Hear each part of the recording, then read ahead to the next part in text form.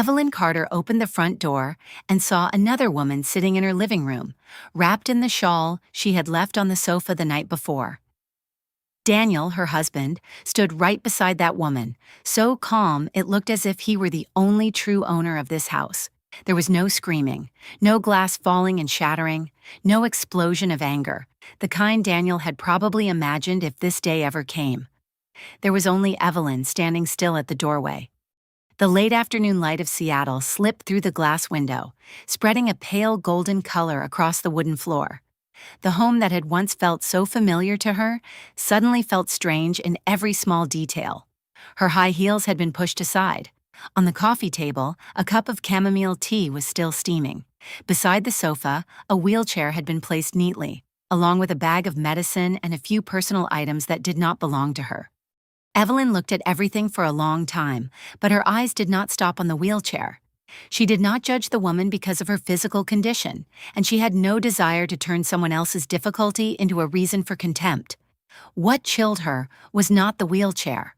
What chilled her was Daniel's ease. He had brought another woman into her home, used her things, occupied her space, and then looked at her as if she were the one who needed to learn how to behave. Daniel Carter adjusted the cuff of his shirt, his voice low and impatient. "You're home. I was going to tell you later, but the situation was a little urgent." The woman in the living room lifted her head. Her name was Maya Ellis. She had a soft face, wet eyes, and brown hair loosely tied behind her neck. She looked fragile, even the kind of woman who could easily make others want to protect her. But Evelyn caught a very quick glint in her eyes. It was not shame. It was not confusion. It was the watchful look of someone who had already prepared her role. Maya lightly gripped the edge of the blanket over her knees, her voice small. "Evelyn, I'm truly sorry. I didn't want to bother you two. Daniel said I could stay here for a few days while I look for a more suitable place." A few days. Those two words fell into the living room like a piece of cold stone. Daniel stepped forward at once, immediately speaking for Maya. "She just went through an accident and needs a quiet place to recover. I couldn't abandon a friend in a situation like that. You're an understanding person, so I hope you won't make this heavier than it needs to be." Understanding. Evelyn used to fear that word. For years, Daniel had used it like a soft rope to tie her to silence. When he came home late, she had to be understanding. When he forgot their anniversary, she had to be understanding. When he got angry because of work and took it out on her, she also had to be understanding. Little by little, Evelyn realized that in Daniel's language, being understanding meant she had to endure everything so he would not feel bothered. But today, that rope could no longer tighten around her. She stepped into the house and placed her handbag on the small table by the door. Her heels touched the wooden floor, the sound steady, slow, and clear. Only then did Daniel truly look at her. Evelyn was not wearing the old cardigan or the pale office dress she usually wore. She was dressed in a sharply tailored black suit with a white silk blouse underneath. Her hair was gathered in a low bun, and her lips were painted a deep red. In her hand was a thin folder, carefully held inside a dark brown leather cover. Daniel frowned. "Why are you dressed like that? Is there an event in the administration department today?" He said it out of old habit, half joking, half dismissive. In his eyes, Evelyn was still only the woman who handled paperwork, quietly standing behind his life. He had never asked what she truly did at Northbridge Medical Logistics. He only knew that she received a salary every month, came home every evening, and whenever he needed documents or human resources information, she always helped him find a way to manage it. He did not know how much competence her silence had been hiding. And he knew even less that the folder in her hand did not contain a leave request or administrative documents, but copies of emails he thought had disappeared, comparison sheets of unusual expenses, reimbursement records that did not match, and a recording pen that had accidentally captured the conversation from the night before. Evelyn answered, "I have something important to do." Daniel let out a short laugh. "More important than what's happening at home. The new regional director is coming for an inspection tomorrow. I haven't even finished preparing my report. Can you stop by Human Resources and ask what kind of person they are? Strict or flexible? Data-driven or relationship-driven? I need to know in advance." Even now, he still thought she had to help him. Maya quietly observed them. At first, she had believed what Daniel told her. He said his wife was gentle, quiet, and disliked confrontation. He said Evelyn lived simply, had no great ambition, and was only a little sensitive and prone to overthinking. Maya had prepared herself to face a woman who might cry, who might tremble, who might blame her, and then in the end would still step back. But the woman standing in front of her was nothing like the story Daniel had told. Evelyn did not tremble. Her eyes were not red. She was not losing control. She was so calm that the room seemed to grow colder. Daniel began to feel irritated by that silence. "Evelyn, are you listening to me?" "I am." "Then what are you going to do?" She looked at him. "Your work, you prepare yourself. The person you brought into this house, you take responsibility for yourself. As for me, I have my own schedule." Daniel froze. He was not used to hearing Evelyn speak like that. In 6 years of marriage, she usually explained, usually gave in, usually tried to find a way to make things less tense. But there was no room for negotiation in the sentence she had just spoken. He lowered his voice, trying to pull her back into her old place. "Don't be childish. Maya is here. You're making this awkward for her." Evelyn looked toward Maya. Her gaze was not sharp, not cruel, only very direct. "Miss Maya, if you truly need support while you recover, I hope you find a suitable and safe place. But this house is not somewhere Daniel can decide on my behalf." Maya bit her lip. Her expression softened, but the hand gripping the edge of the blanket tightened. For the first time, she realized that Evelyn was not attacking her. That made Evelyn even harder to deal with. If Evelyn were jealous, Maya could play the pitiful one. If Evelyn were angry, Maya could lower her head and apologize. But Evelyn was simply setting a boundary. Clearly, calmly, without letting anyone turn her into the villain. Daniel stepped closer, his voice tighter. "This is my house, too." Evelyn turned back to him. "Are you sure?" The question was very soft. But Daniel suddenly felt something drop inside his chest. There was something in her voice that made him unable to answer right away. Evelyn did not continue. She walked into the bedroom. Daniel stood outside, both angry and uneasy. He thought she had gone in there to cry. He had already prepared several lines, that he was only helping Maya, that Evelyn was too cold, that she should not embarrass him in front of an outsider. But only a few minutes later, Evelyn came back out with a small suitcase. It was not large, not messy, not like the luggage of someone leaving in panic. It was neat, already locked, as if it had been prepared in advance. Daniel looked at the suitcase, his face changing. "Where are you going?" Evelyn picked up her handbag. "I'll stay somewhere else tonight." "To punish me?" "No, so I don't have to live in a room where someone else has decided I am the extra person." That sentence made Maya lower her face. Daniel's face flushed with anger. Don't think wearing a nice suit and saying a few cold words can change everything. Evelyn stopped at the door. For a moment, old memories passed through her. Cold dinners, the night she sat waiting for Daniel to come home. Rainy mornings when she took a ride to work by herself because he said it was inconvenient to drive her. The times he gave a faint laugh when she said she was handling an important report. All of it had once hurt her, but now they only felt like the final pieces of evidence helping her understand that she had stayed too long. Daniel still did not know. The new regional director he feared meeting tomorrow morning was not a stranger, not a powerful figure from another city, not someone he could win over with gifts or a few clever compliments. It was Evelyn, the woman he had just looked down on inside her own home. She opened the door. Cold wind from the hallway swept in, making the edge of her suit jacket move slightly. Daniel called after her. "Evelyn, if you walk out that door, don't expect me to be the one who backs down first." She did not turn around. "Daniel, the person who needs to back down is not me." The door closed behind her. In the living room, Daniel stood frozen. Maya stared at the closed door, feeling the confidence inside her drop like a cracked glass. Both of them realized something had changed, but neither of them understood how big that change truly was. And Evelyn, as she stepped into the elevator and looked at her reflection in the cold, shining metal, did not see a wife who had been replaced.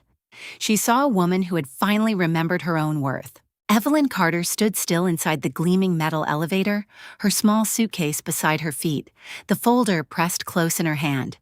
The face reflected in front of her had no tears, no panic, no trace of the despair of a woman who had just seen her husband bring another woman into their home. There were only eyes that looked terrifyingly clear. For years, Daniel had been used to an Evelyn who always stepped back, an Evelyn who would go silent when he raised his voice, who would wonder what she had done wrong when he turned cold, who would try to preserve the dignity of a marriage even when the person inside that marriage no longer cherished it. But the woman in the mirror no longer lowered her head. She had not walked out of the house to run away. She had walked out to return to her rightful place. The elevator descended floor by floor. Each chime rang out evenly, like the final countdown of an old life. Evelyn looked at her left hand. Her wedding ring was still there, thin, bright, and silent. It had once made her feel chosen. Now it only reminded her that promises, when not protected by action, were nothing more than cold metal in the end. The elevator doors opened. The lower lobby of the upscale townhouse complex was filled with morning light. Seattle had just passed through a night of rain, and the glass and stone floor still held a trace of moisture. The air carried the faint smell of coffee from the small shop across the street. People were beginning to leave for work, dark coats, laptop bags, hurried footsteps, an ordinary day for all of them. Only Evelyn knew that today was the day her life changed direction. She pulled her suitcase through the lobby. A few neighbors saw her and immediately fell silent. A woman collecting her mail lowered her head and pretended to arrange the envelopes. Two young people standing near the glass doors glanced at her and whispered, "Isn't that Daniel's wife? I heard something happened at their house. She looks completely different today." Evelyn heard them, but those words no longer touched her the way they once had. There had been a time when she feared other people knowing her marriage was not perfect. She feared pitying eyes. She feared being asked why she had stayed or why she had finally left. But now she understood. A woman's dignity does not lie in keeping a home looking peaceful in front of the world. It lies in the moment she dares to say that she does not deserve to be treated like someone extra. She stepped out through the main entrance. A black sedan was waiting by the curb. Its body shone under the thin sunlight after the rain. The man in the driver's seat quickly stepped out, opened the rear door, and lowered his head politely. "Good morning, Director Carter. Mr. Adrian Cole sent me to pick you up." The words Director Carter were spoken very softly, but they were enough to make the world inside Evelyn fall silent for another beat. She placed her suitcase in the trunk, then sat in the back seat. The door closed, shutting out the wind, the whispers, and the old life outside. The car began to move, leaving the neighborhood she had once personally chosen, every curtain color, every lamp, every rug. Through the window, the townhouse receded, becoming smaller among the rain-soaked maple trees. Evelyn remembered the first day she received the keys. Daniel had held her from behind and said this would be the place where they built their future. She had believed him so much that she paid the deposit without calculating, believed him so much that she let her name stand on the documents because she thought marriage did not need to separate what was his from what was hers. Believed him so much that when Daniel began to change, she still told herself that everyone went through difficult phases. But the truth does not disappear simply because someone chooses to believe in something gentler. The driver glanced into the rearview mirror, his voice careful. "Director Carter, the situation at Northbridge is quite tense this morning. News about the new regional leader started spreading yesterday. All department heads arrived early." Evelyn looked out the window. "What about Daniel Carter?" "He came in very early, then left for a while. Before that, he asked quite a few people about the new director. It seemed he wanted to know your working style, your decision-making habits, and whether you were easy to approach." A very faint smile passed over Evelyn's lips. "Did he prepare anything else?" "I heard there was a luxury pen set and an aged bottle of wine. He planned to place them in the new office as a welcome gift." Evelyn turned her face toward the car window. The buildings of Seattle drifted past in shades of silver gray, their glass surfaces reflecting the low sky. She thought of Daniel standing in the company lobby, rushing to impress a boss he had never met. He had always been like that. Very good at reading powerful people, very good at saying the words that made clients feel important, very good at lowering his head at the right time in front of superiors. Only at home, he had never once thought Evelyn deserved that same respect. In Daniel's eyes, she was only an administrative employee. Someone who handled paperwork, meeting schedules, timesheets, all the small things he considered insignificant.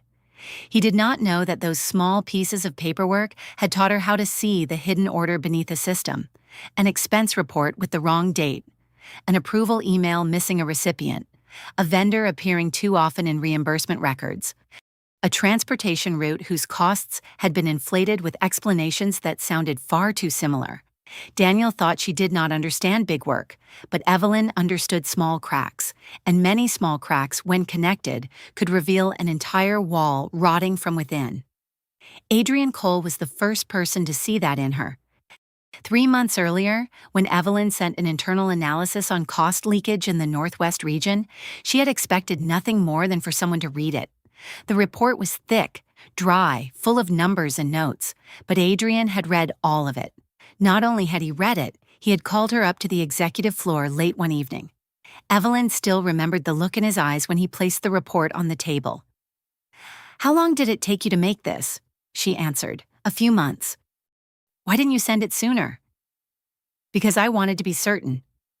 Adrienne looked at her for a long time, then said, "Someone who can wait until the truth is clear enough is often more trustworthy than someone who only wants to win quickly." From that day on, Evelyn's life began turning in another direction. Closed-door meetings, new access permissions, requests to compare data from headquarters, a quiet advisory role in the restructuring project. And finally, the decision to appoint her as Regional Operations Director of Northbridge Medical Logistics. Everything had been kept confidential until the final moment, not to create drama, but to protect the review from hands that might erase traces before she officially took over. Evelyn's phone vibrated, a message from Daniel. "Are you at the office yet? If you are, ask around about the new boss for me. I heard that person is very strict. We'll talk about what happened at home tonight. Don't distract me today." Evelyn read the entire message. She did not reply. Another message arrived immediately after. "Evelyn, I'm serious. This meeting is very important to me." She locked the screen. In the past, as soon as Daniel said his work was important, Evelyn would immediately push her own feelings aside. She would tell herself they could talk after today, after he finished the project, after he was less stressed, after a better time came. But a better time had never come. There had only been more moments when she turned herself into something that could be postponed. Today, she would no longer postpone herself. The sedan stopped in front of the Northbridge building. The tall glass structure gleamed under the pale sunlight, the company logo standing out against a silver steel background. People passed through the revolving doors, employee badges scanned at the security gates, and the sound of shoes and elevators blended into the breathing rhythm of a place beginning its workday. The driver asked, "Would you like to use the private entrance to the executive floor, Director?" Evelyn looked through the window. "No, drop me at the main entrance." She wanted to walk in as herself, no hiding, no avoiding, no waiting for anyone's permission. When she stepped out of the car, several employees recognized her. At first, they were only surprised by the suit, by the car, by the way the driver addressed her by title. Then their eyes grew more confused when they saw her walk straight through the lobby with the bearing of someone who knew she belonged there. Near the elevator waiting area, Daniel was standing with 2 sales managers. He held a black gift bag and kept looking at his phone. When he looked up and saw Evelyn, he frowned. Not because he understood anything, only because he was annoyed that she had appeared on a day when he needed to maintain a perfect image. Evelyn's phone vibrated again. "What are you doing here? I told you today is very important. Don't cause trouble." She looked at the message, then looked at Daniel. No reply. The elevator doors to the executive floor opened in front of her. Inside, Adrienne Cole was already waiting, dressed in a charcoal gray suit, his gaze calm, as if he had been waiting for this exact moment for a long time. "Welcome back, Director Carter." Evelyn stepped inside. The elevator doors closed, cutting off Daniel's confused stare outside. He still stood there, holding the gift meant for the new boss, without knowing that the person he wanted to impress had just walked right past him. The elevator began to rise. Adrian turned to her. "Are you certain you're ready?" Evelyn watched the floor numbers light up one by one on the electronic panel. They were not simple numbers. They were like steps carrying her away from the image of the wife who had been looked down on, toward the true self she had hidden for far too long. "I have been ready for a very long time." Below, Daniel was still standing in the lobby, sending another message she would not read right away. And above, the executive conference room was waiting. In just a few minutes, Daniel Carter would understand that the woman he had always underestimated had not come to Northbridge to cause trouble. She had come to take over. The elevator rose through a silence so thin it felt almost breakable. Adrian Cole stood beside Evelyn, his hands folded in front of him, his face calm as always. But he knew this morning was not ordinary. A personnel decision had been prepared for weeks. An internal review had been kept confidential until the final moment.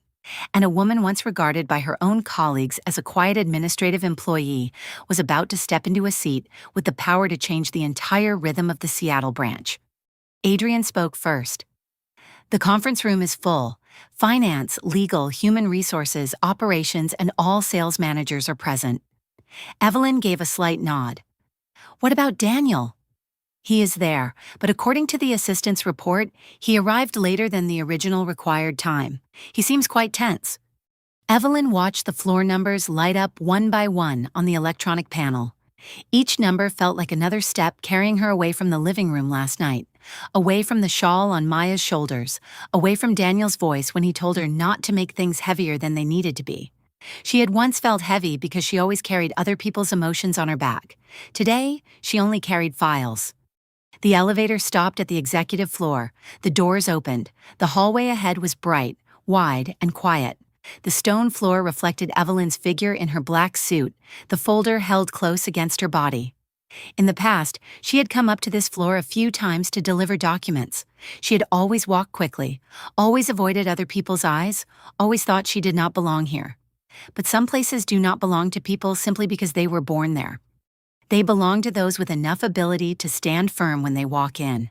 Two assistants standing near the conference room door immediately lowered their heads to greet Adrian.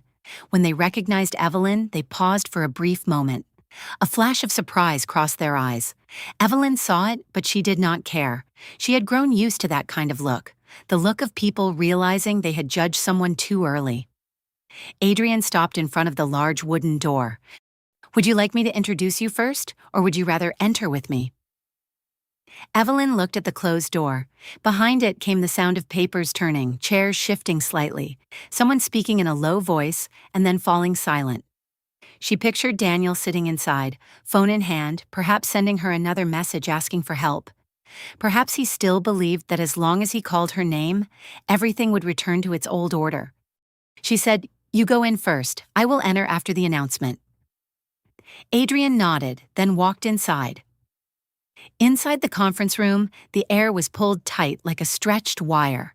Nearly 30 people sat around the long, dark wooden table. Coffee cups had not yet been touched, laptops were already open, and report folders lay neatly in front of them. Everyone knew there would be a new regional leader today, but no one knew who that person was. That uncertainty made the room even quieter. Daniel sat near the end of the table between two sales managers. He tried to maintain a confident expression, but the hand that kept touching his phone betrayed his unease. The gift bag sat under his chair. From time to time, he looked toward the door, then back down at his screen, waiting for Evelyn to reply to his message. No reply came. Adrian walked to the head of the table and placed the documents down. The room immediately went silent. "Thank you all for being here. Today, headquarters begins the operational restructuring phase for the Northwest region. The goal is not only revenue growth, but also a review of transparency and expenses, vendor contracts, approval processes, and management performance." A few people subtly adjusted their posture. The head of finance lowered his eyes and began taking notes. The legal representative quietly opened a laptop. Daniel swallowed. Adrian continued, his voice even and clear. The appointed person will directly oversee regional operations with the authority to request records, review reports, evaluate procedures, and recommend personnel changes when necessary. All departments will cooperate fully. The air grew heavier. Daniel lowered his head and looked at his phone. He had just sent Evelyn another message. Do you know anything? The new boss seems very strict. If you hear anything, tell me right away. That message sat motionless in the digital space, unread, unanswered. And outside the hallway, Evelyn stood in front of the door, hearing every word Adrian said. Not with nervousness, but with the calm of someone who had lived through enough rainy days to no longer fear a room full of people. Adrian paused. Now please allow me to introduce the new Regional Operations Director of Northbridge Medical Logistics. The door opened. Evelyn walked in. At first, the room did not react immediately. Some people recognized her but did not understand. In their memory, Evelyn was the person who had once handled human resources files, scheduled meetings, and sent reminder emails about timesheets. She belonged to the work behind the scenes, the small lines at the bottom of emails, the quiet operations that allowed other people to stand in front. But this morning, she did not walk toward the side seats. She walked straight to the head of the table. The sound of her heels rang out one step at a time, slow and certain. She passed confused eyes, hands frozen above keyboards, and then Daniel, who was lifting his head with his familiar frown. Then he truly saw her. Every color on Daniel's face changed at once. Annoyance became surprise. Surprise became confusion. Confusion became a panic too difficult to hide. He half stood from his chair, the seat behind him sliding slightly across the floor. Evelyn. Her name came out of his mouth too quickly, too privately, and completely out of place in that room. Evelyn stopped at the head of the table. She did not look at him like a wounded wife. She looked at him like a manager, looking at an employee who had broken professional protocol. During working hours, you will address me as Director Carter. The room went utterly silent. Daniel froze. The phone in his hand slipped onto the table, making a small sound that was enough to turn everyone's eyes toward him. No one laughed, no one whispered, but that silence spoke for all of them. An old order had just been overturned. Adrian stood beside Evelyn, his voice clear. This is Evelyn Carter, the new Regional Operations Director of Northbridge Medical Logistics. The first person to stand was the head of finance, then human resources, legal, operations, and the remaining managers followed. One by one, they greeted her by her new title. The greetings were short, polite, and slightly uneven from surprise. Evelyn gave a slight nod. Please, everyone, sit. She pulled out the chair at the head of the table and sat down. The gesture was very simple, but to Daniel, it felt like a wall had just risen between them. Yesterday, he had still asked her to ask around for him. Last night, he had brought another woman into the house and told her to be understanding. This morning, she sat in a position with the authority to demand that he explain every page of his report. Evelyn opened the folder. Today's meeting has 3 points. First, operational goals for the next quarter. Second, the review process for expenses and external contracts.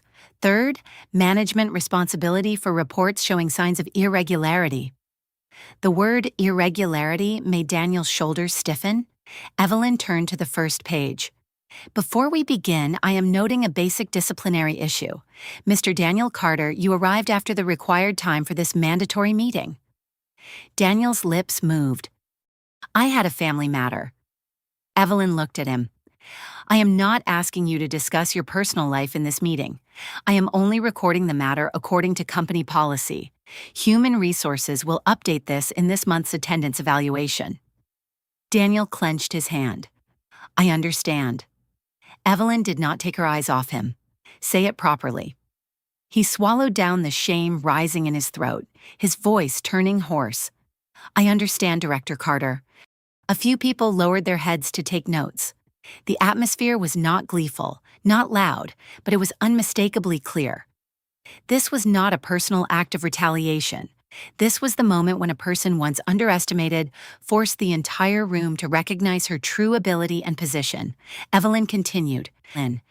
After this meeting, you will submit to my office all original records related to client entertainment expenses, travel reimbursements, subcontracted vendor agreements, and customer development support funds from the past 3 years.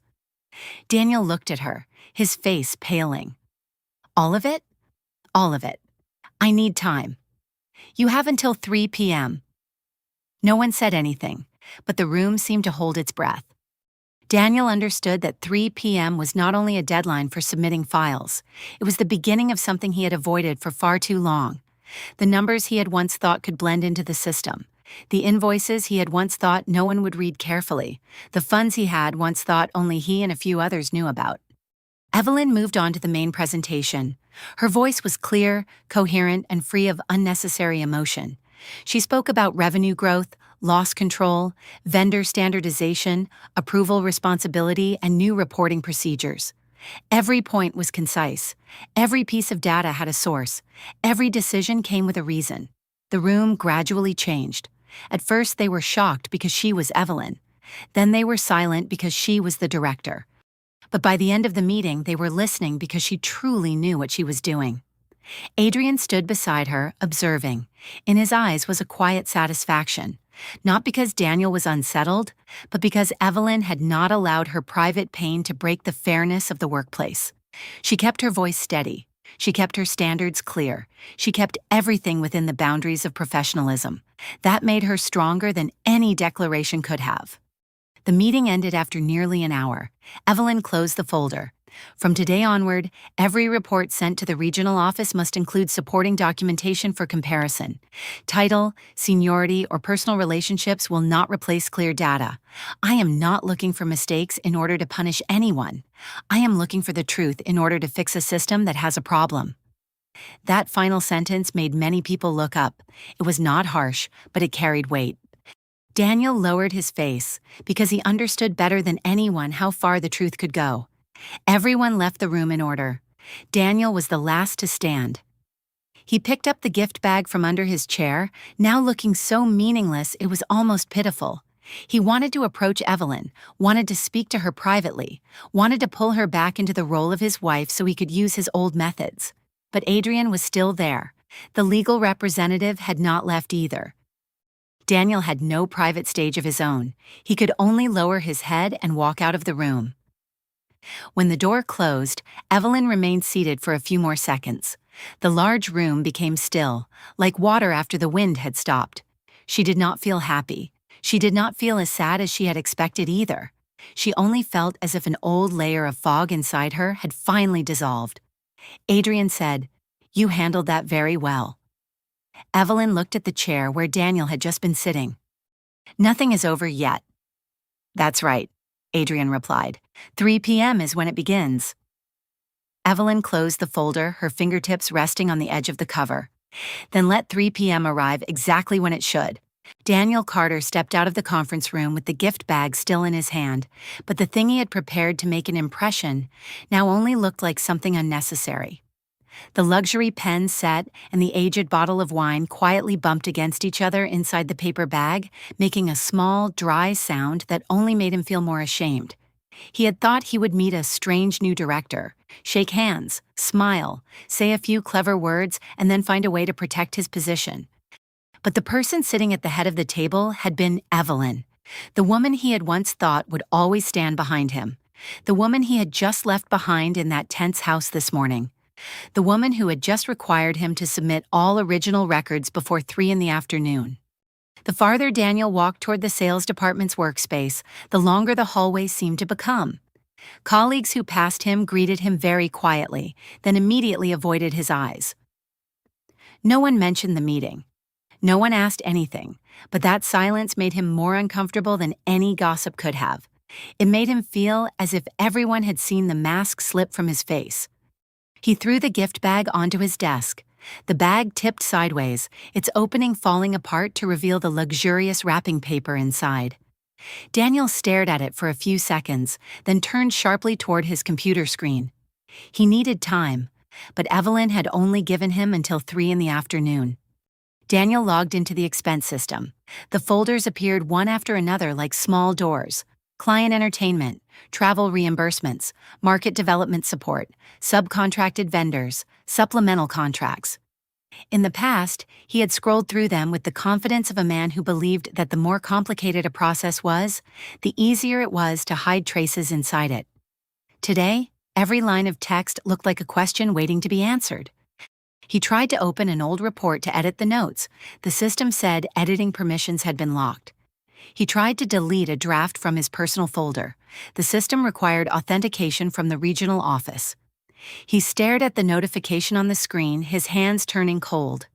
Evelyn had moved ahead of him, not by a few minutes, not by a few hours, possibly by months. The thought made Daniel's throat go dry. He picked up his phone and called her. No one answered. He sent a message. "Evelyn, we need to talk privately. You can't bring family matters into the company. I'll explain everything." The message was sent. There was no response. He sent another. 3 in the afternoon is too soon. I need more time to organize the records. Still no response. On the executive floor, Evelyn sat inside her new office. The room was not large, but it was bright and quiet. One wide glass wall looked out over the city of Seattle, where low clouds still covered the buildings in a soft layer of gray. The rain had stopped, but moisture still clung to the glass in faint blurred streaks. Her phone lit up and went dark several times. Evelyn saw Daniel's name, but she did not open the messages. She knew what he wanted to say. He would say this was private. He would say she was angry. He would say she was going too far. He would try to pull everything back into the world of emotion, the place where he was more familiar, where he could use apologies, blame, or old memories to make her hesitate. But what stood before her now was no longer a marital argument. These were records. This was data. This was procedure, and procedure did not need to listen to Daniel tell the version most convenient for him. At exactly 3 in the afternoon, Evelyn's assistant knocked on the door. "Director Carter, Mr. Daniel Carter is outside. He brought the documents." "Let him in." The door opened. Daniel walked in holding a thick stack of files against his chest. He had adjusted his shirt, combed his hair, and tried to restore his usual professional appearance, but his eyes still revealed the tension. For the first time in many years, he stood in front of Evelyn without knowing which voice he should use. The voice of a husband, or the voice of an employee being required to explain himself. Evelyn did not look up immediately. She finished the note on her screen, then closed her laptop. "Put the files on the desk." Daniel placed the stack of papers down. The sound of paper touching wood was heavy. She pulled the first file toward her and turned through the pages. Not hurriedly, not frowning, not acting surprised. That calmness made it even harder for Daniel to breathe. He stood opposite her, clasping his hands together, then letting them go again. In his mind, countless explanations ran past, but every one of them had a hole. Finally, Evelyn stopped on one page. "This entertainment expense." Daniel leaned down to look. "That was a partner meeting." "Which partner?" Daniel froze. "A client in Tacoma." "Company name." He licked his lips. "I need to check the schedule again." Evelyn turned to the next page. "The company calendar has no such appointment. There is no confirmation email either, but the restaurant invoice was submitted to the reimbursement system, and that date overlaps with a personal transaction unrelated to any client." Daniel immediately said, "Maybe I entered the wrong expense code." "Maybe," Evelyn replied. "That is why I am asking you to explain." The word explain caught in his throat. It did not accuse him. It did not insult him. But precisely because it was not emotional, he could not fight back with anger. Evelyn opened another file. "This trip reimbursement. The stated purpose was to inspect a transportation vendor, but the vendor replied that they had no scheduled meeting with you on that date." Daniel frowned. "You contacted the vendor behind my back?"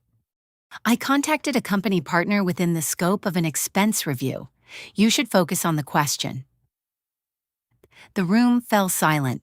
Daniel looked at her, both angry and afraid. The woman in front of him left him no opening to turn this conversation into something personal. She did not mention Maya. She did not mention last night.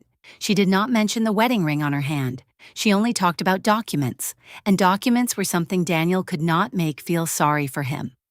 Evelyn took a thinner, dark blue folder from the drawer and placed it in front of him. This is the preliminary summary from the data I have cross-checked. You have the right to read it and provide a written response. Daniel opened the folder. The first page was a list of expenses that required explanation. The pages after it were timelines placed side by side, invoices, emails, meetings, approvals, transactions. The more he turned the pages, the more color drained from his face. Evelyn said, "At this point, I am not concluding what your personal intention was, but the data shows multiple expenses lacking valid supporting documents, some expenses showing signs of being reported under false purposes, and some vendors that need to be reviewed again in relation to the approval process." Daniel looked up. "You're trying to destroy me." "I am doing my job." "You're my wife." Evelyn was silent for a beat, not because she was shaken, but because she wanted her answer to be clear enough. "In this office, you are an employee of Northbridge. I am the person responsible for the regional operations review. A personal relationship cannot replace documentation." Daniel sat down in the chair opposite her without being invited. His usual arrogance cracked, revealing a fear more real than any apology. "Evelyn," he said more softly, then immediately corrected himself when he saw her eyes. "Director Carter, I can provide additional records. There may have been mistakes during data entry. I will cooperate, but don't take this too far." Evelyn looked at him. "How far this goes is not something I decide alone. Legal and internal audit will evaluate everything according to procedure." Daniel closed his eyes. His throat moved with difficulty. "If there is a problem, I will fix it. There are things that cannot be fixed simply by resubmitting an invoice." The sentence was very soft, but to Daniel it sounded like metal falling onto stone. Evelyn opened the drawer again. This time, she took out another set of papers. Not company files, a white cover, neat, her name and Daniel's name printed on the first page. Divorce papers. Daniel looked down, his entire body going rigid. "You really prepared this?" "Yes." "Since when?" "Since I understood that a marriage cannot survive only because one person keeps trying to hold it together." Daniel looked at her, his eyes reddening with anger, shame, and a late-arriving emotion he could not even name. "This morning was not what you think. Maya just needed help. I didn't mean to hurt you." Evelyn answered very slowly. "I am not divorcing you because of one morning. I am divorcing you because for years I convinced myself that being treated as less than I deserved was the price I had to pay to keep a family." Daniel could not speak. That sentence was not harsh. It did not accuse him loudly, but it went straight into the place he had always tried to avoid. He knew Evelyn had endured. He knew she had been sad.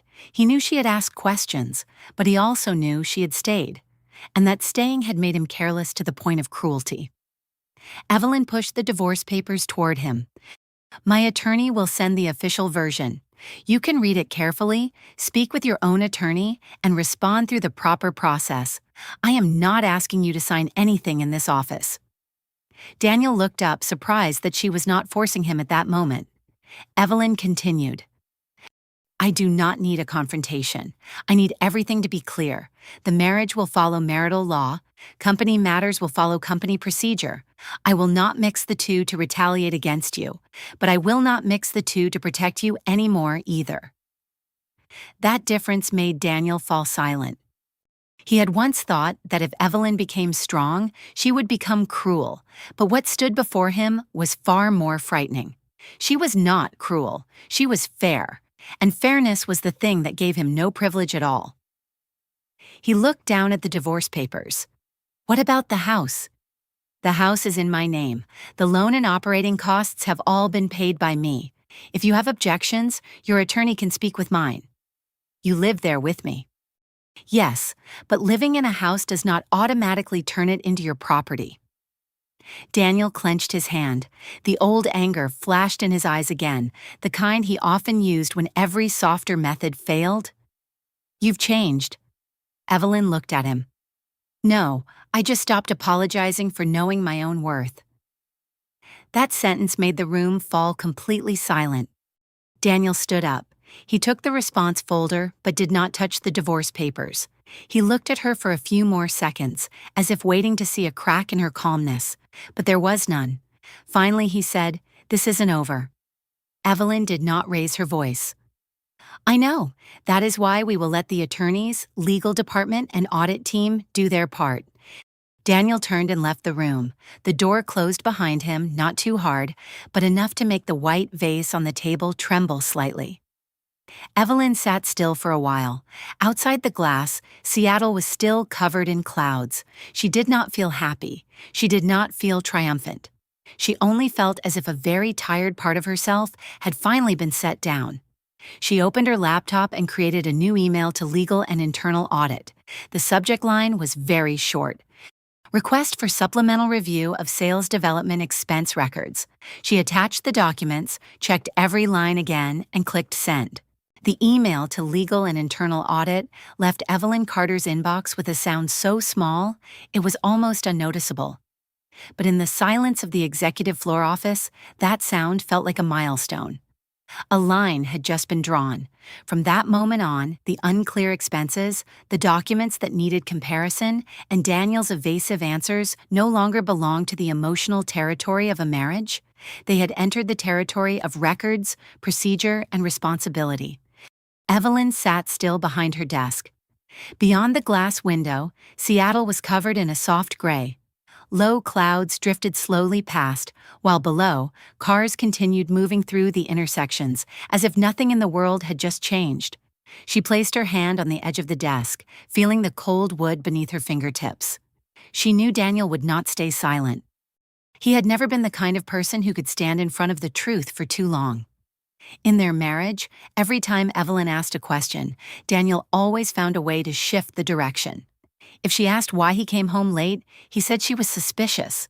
If she asked why a hotel invoice appeared on the company card, he said she did not understand work. If she was sad, he said she was making everything too heavy. If she stayed silent, he said she was cold. Daniel was not only good at speaking, he was good at rewriting the story in a way that made him look like the most wounded person in it.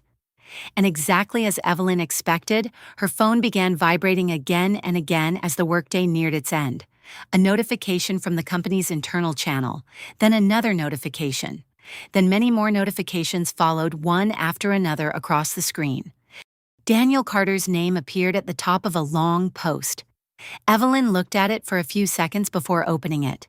She did not become angry right away. She was not surprised either. The feeling inside her was like that of someone watching rain she had already heard thunder announce. Daniel wrote that Evelyn was his wife. He wrote that she had just been appointed director and immediately opened a review aimed at him. He wrote that she was using workplace authority to pressure him during a divorce. He said Maya was only a friend who needed support after an accident, but Evelyn had misunderstood and turned his kindness into a crime. He hinted that Adrian Cole was behind her, that her promotion was not transparent, that everything was being turned into a personal act of retaliation. Every sentence had been chosen carefully, not too crude, not clear enough to be treated as a direct accusation in every detail, but enough to plant doubt. Daniel knew how to use gray areas. He did not need to prove anything. He only needed to make other people hesitate. Beneath the post, a few comments began to appear. Is this true? If it is, the company needs to clarify. Personal family matters should not affect work. I don't know which side to believe. Evelyn read everything. Her face did not change, but a cold sadness passed through her heart, not because people doubted her, but because she realized Daniel was still the same. Even when everything had gone too far, he still did not choose honesty. He chose an audience. The office door opened after a short knock. Adrian Cole walked in holding a tablet. His expression was calm, but his eyes were more serious than usual. Have you seen the post? I have. I can ask internal communications to temporarily hide it so legal can review it. If needed, the company will issue a notice reminding everyone not to discuss matters before there is a conclusion. Evelyn placed her phone down. Not yet. Adrian looked at her. You want to let him keep talking? I want to see how far he intends to go. If we react too quickly, he will say he is being silenced. If I explain right away, the story becomes a personal argument. Let everything be recorded fully." Adrian was silent for a beat. He understood the way Evelyn thought. She was not looking for a moment of victory in an argument. She was looking for the moment when the truth became clear enough that it did not need to shout. "I will have legal preserve the entire content," he said. "But if he continues affecting company operations, we will step in." Evelyn nodded, "As long as it follows procedure." When Adrian left the room, Evelyn stood up, put on her coat, and picked up her bag. She did not intend to hide, not because she wanted to confront him in front of a crowd, but because she was tired of letting someone else tell her story for her. Silence could be strength when chosen at the right time, but when a lie had already begun to harm others, silence was no longer peace. It became an empty space where distortion could grow. The ground floor was unusually crowded. Some employees stood near the elevators pretending to wait for someone. Others slowed their steps in the main lobby. The air carried the taste of curiosity, tension, and caution. Evelyn stepped out of the elevator, and the conversations slowly faded. Daniel was standing near the lobby seating area. His suit jacket was slightly crooked, his face tired, but his eyes lit up when he saw her. It was the look of a person who believed he had successfully pulled her onto the stage he had built. "Evelyn," he called loudly enough for everyone to hear. "You finally came down. Do you want to explain yourself to everyone?" She walked until she was a few steps away from him, then stopped. "Mr. Carter, if you have a complaint about the review process, you may submit it in writing to Human Resources or Legal." Daniel let out a dry laugh. "Still speaking like a director. Very impressive. But you seem to forget that before you were a director, you were my wife." In a private home, that once had meaning. Here, during working hours, we are standing inside a company building. I will handle everything according to my current role. Daniel turned toward the people around them. "Everyone hear that? She turned me into an outsider after one morning. I have worked here for years. I have contributed to this company, and now I am being investigated because my wife wants a divorce." A few people looked at Evelyn with discomfort. She saw it clearly. People often did not need to fully believe a story in order to be shaken by it. A little doubt was enough to make the truth move more slowly. Evelyn did not interrupt. She let Daniel finish. He continued, his voice growing more hurried. "Maya needed help. I only brought her somewhere safe temporarily." Evelyn refused to listen to any explanation. She used that to turn me into the bad person, then dragged work into it. Evelyn looked at him. "Are you finished?" Daniel stopped. He had expected her to become angry, expected her voice to tremble, expected her to say something wrong that he could hold on to, but her calmness made him lose his rhythm. She opened her handbag and took out a silver recording pen. Daniel's face immediately went pale. "Evelyn, don't go too far." "I will not go too far. I will only play a section related to what you just said in front of everyone." She pressed the button. Daniel's voice came clearly from the small device. It was not long, it was not dramatic. Just a few sentences, enough to place everything in a different context. In the recording, he said Evelyn always endured things, that if he said things the right way, she would eventually feel she was wrong, that the house was in her name, but he would find a way to get the favorable share during the divorce. A gentle female voice asked, what would happen if Evelyn refused to accept it? Daniel answered in the recording that she would accept it, because she always had before. The company lobby sank into a very deep silence. No one cheered, no one mocked him, no loud scene broke out. There were only eyes changing direction, from curiosity to confusion, from doubt to reconsideration. Evelyn turned off the recording. "I did not play this to embarrass you," she said. "I played it because you publicly presented an incomplete story and pulled other people into suspicion. This is the context you left out." Daniel opened his mouth, then closed it again. Evelyn continued. "You have the right to defend your position through your attorney, human resources, or legal, but you do not have the right to use a company channel to make implications that damage another person's reputation without evidence. From this moment on, all communication about the divorce will go through attorneys. All communication about work will go through legal and human resources." Her voice was not loud, but every word was clear. There was no triumph in it, no insult.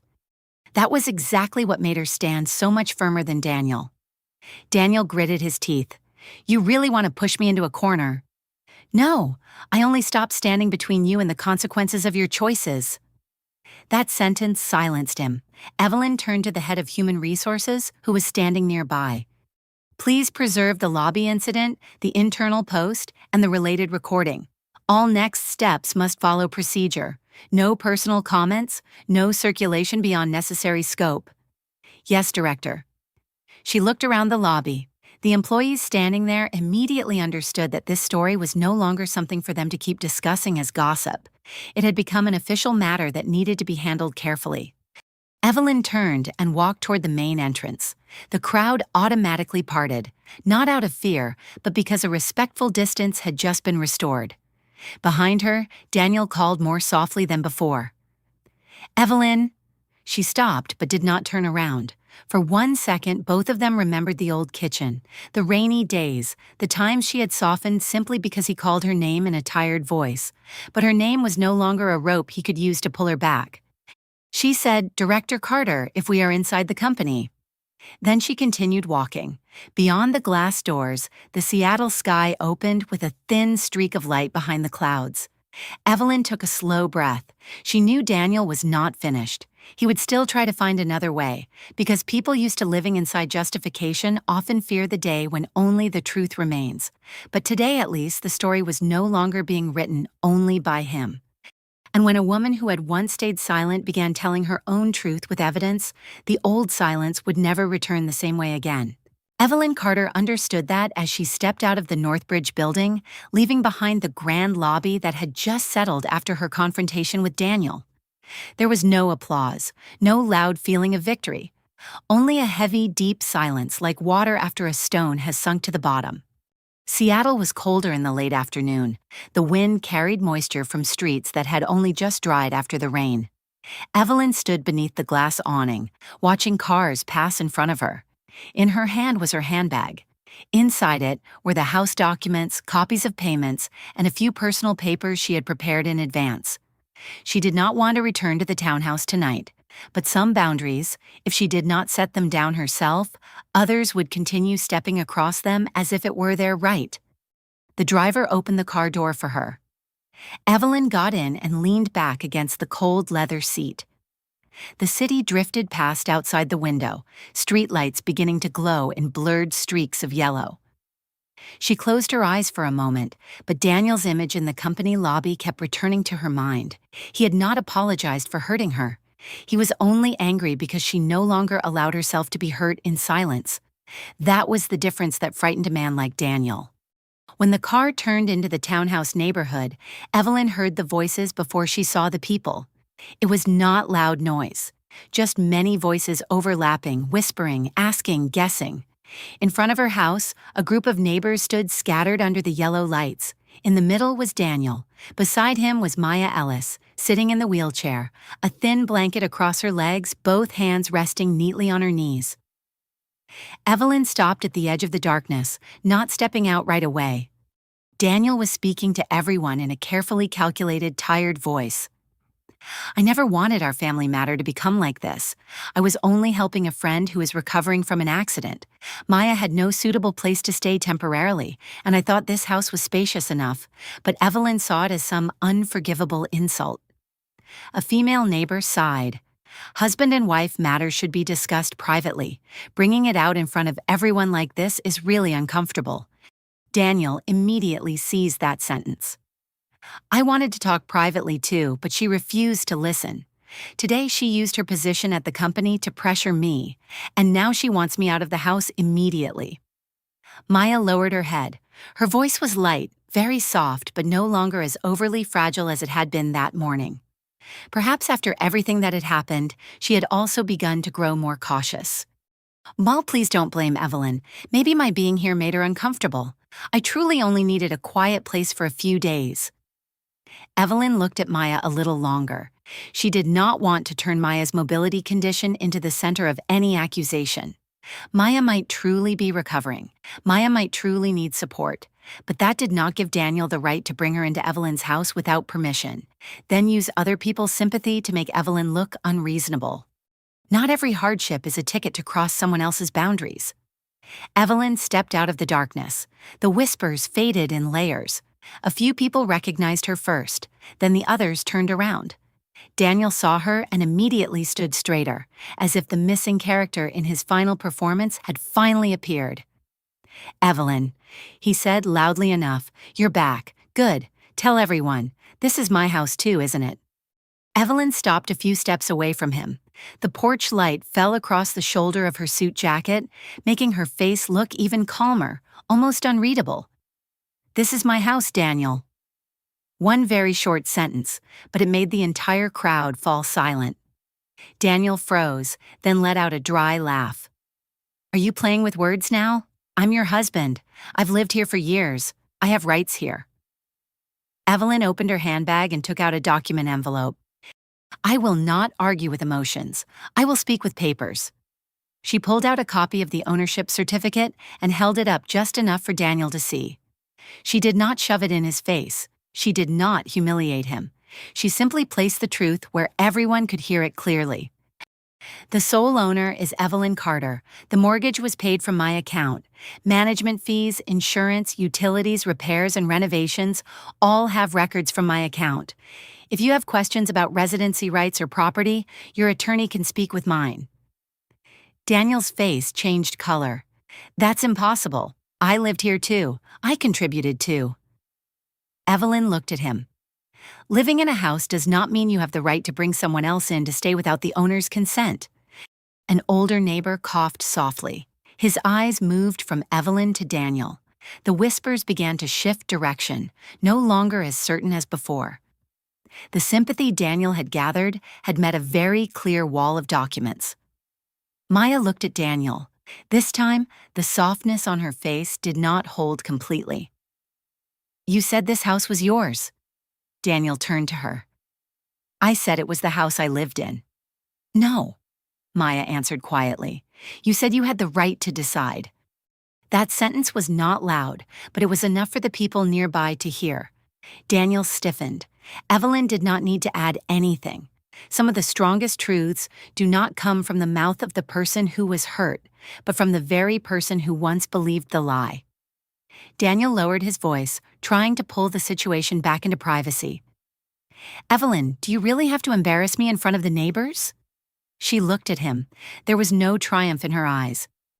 "I do not want anyone to be embarrassed. I only want everyone to understand clearly that this is not about me throwing a person who needs support out onto the street. This is about you bringing someone else into my private property without asking me." She turned toward Maya, her voice still respectful. "Miss Maya, I hope you find a suitable and safe place to recover. But this house is not somewhere you can stay if I do not agree. I will not argue with you about personal matters. I only ask that you leave my house peacefully." Maya was silent. She looked at Evelyn for a long time.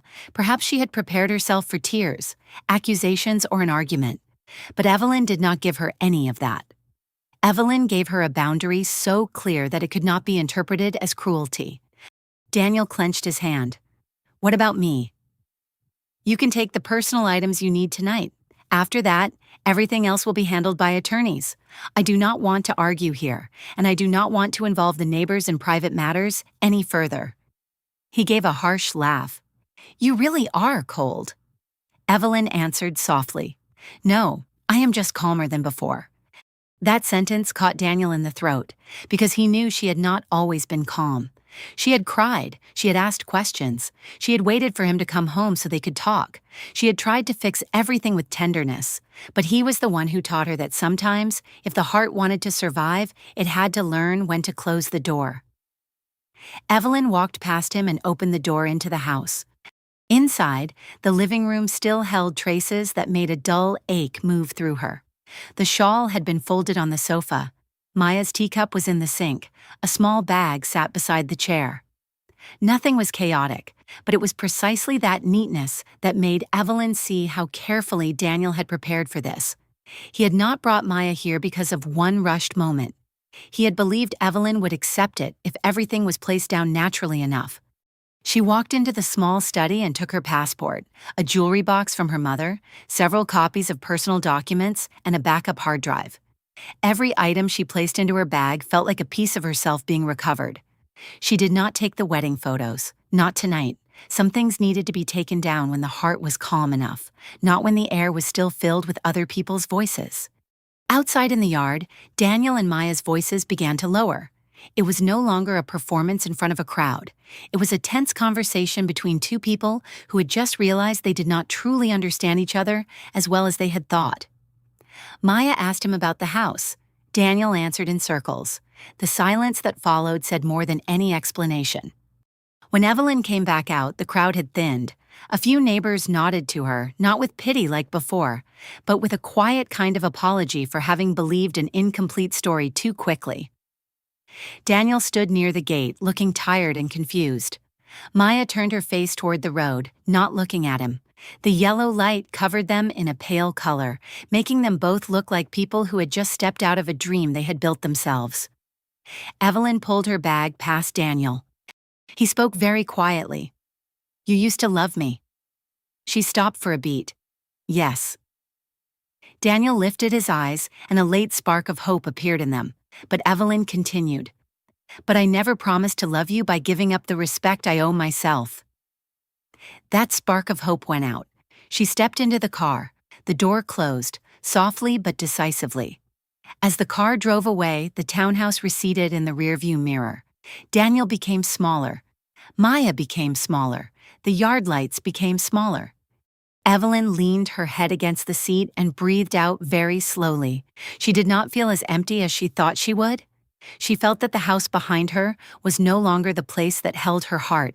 It was only an address, a place she would return to when she was ready, a place that needed to be cleared, not only of Daniel's belongings, but of all the years when she had believed endurance was the only way to preserve love. And for the first time in a very long time, Evelyn understood that peace was not when no one left her. Peace was when she no longer left herself behind just to keep someone else from walking away. That sentence stayed in Evelyn Carter's heart for a long time as the car left the townhouse neighborhood and moved into the damp, cold streets of Seattle. Outside the window, the streetlights stretched into thin golden streaks across the wet road. The houses fell behind, then disappeared into the dark mist. The home where she had once believed she would grow old with Daniel was now only a small point of light in the rearview mirror. She did not turn back to look again. The driver kept silent. Perhaps Adrian Cole had told him beforehand. Or perhaps he was simply thoughtful enough to understand that on certain nights a woman did not need advice, did not need questions, and did not need anyone to tell her that everything would be all right. She only needed to sit still, to breathe, to let the pieces of an old life fall away without anyone rushing to pick them back up for her. Evelyn placed her hand on her handbag. Inside were her passport, personal documents, backup hard drive, and the small jewelry box that had belonged to her mother. It was not much, but those things belonged to her. After years of living in a house where every responsibility seemed to fall on her shoulders, holding her own belongings again tonight made her feel as if she were gathering pieces of herself back together. The driver asked very softly, "Director Carter, where would you like to go?" Evelyn looked at the city outside. Cafes were still lit. Couples hurried beneath awnings. Strangers laughed and talked by the crosswalk. The world kept moving, calm and indifferent, as if one marriage cracking open was not enough to make the sky hang lower. "A quiet hotel near the harbor," she said. "Yes, ma'am." The car turned toward the water. Seattle at night had a cold kind of beauty, like a person who had learned to hide exhaustion behind lights. Evelyn leaned her head against the seat and closed her eyes. In the darkness behind her eyelids, she saw Daniel again at the gate of the house, his voice lowering when he said she used to love him. She had answered honestly. Yes, she had loved him deeply. Loved him so much that she had convinced herself that if she were just a little more patient, a little more gentle, a little more understanding, Daniel would remember why he had once chosen her. But love is not something one person can hold for both. The car stopped in front of a small but elegant hotel near the harbor. Its glass facade reflected the city lights, not flashy, not noisy, discreet enough for a person to disappear from other people's stories for one night. Evelyn checked in. The receptionist smiled politely, not knowing who she was, not knowing how many doors, how many eyes, and how many distorted versions of the story she had passed through over the past few days. That unfamiliarity made her feel lighter. Here she was not Daniel's wife, not the female director who had just handled a crisis at the company, not the woman the neighbors had looked at with curiosity. Here, she was only a guest who needed a quiet room. In the elevator, Evelyn looked at her left hand. The wedding ring was still there. The faint metal under the yellow light looked strangely gentle, as if it had never witnessed cold dinners, unanswered messages, and all the times she had swallowed her questions back into her heart. The elevator doors opened. She stepped into the room, set her bag on the table, and pulled the curtains open. Outside was the dark water of the harbor, distant points of light trembling softly on the waves. The room was clean, neat, and carried none of her memories. There was no Daniel's coat on the chair, no unfinished cup of coffee he had left behind, no sound of him calling her from the living room in that familiar voice, as if her presence were just another convenience in the house. Evelyn took off her shoes, walked into the bathroom, and turned on the hot water. Steam quickly covered the mirror, blurring her face. She took off her wedding ring and placed it on the white towel beside the sink. She did not throw it away. She did not smash it. She did not do anything violent. She simply set it down. But there are things that, when set down at the right moment, feel heavier than any sound of breaking. Hot water slid over her shoulders, washing away the cold, the smell of rain, the smell of the office, and the smell of the house she had just left. Evelyn stood under the water for a very long time. She thought she would cry when she was alone. She had prepared herself for that. But the tears did not come. Perhaps they had dried up during the nights she sat alone in the kitchen, listening to the clock move through each minute. Perhaps they had dried up during all the times Daniel made her feel too sensitive, simply because she needed to be respected. Tonight, what remained was not tears. It was exhaustion. And beneath that exhaustion, there was a small light. Very small, but real. When she changed into a robe and came back out, the phone on the table lit up. Daniel. The first message appeared. "I packed a few things. Maya will leave too. Can we talk?" Evelyn read it and did not reply. The second message arrived right after. "I know today got too tense. I'm sorry. I just don't want to lose everything in one day." Lose everything. Evelyn sat on the edge of the bed, her eyes resting on the screen.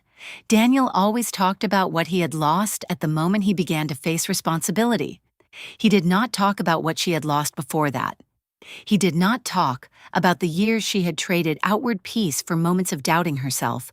He did not talk about bringing someone else into the house without once thinking that her feelings deserved to be asked about first. The phone vibrated again. A call.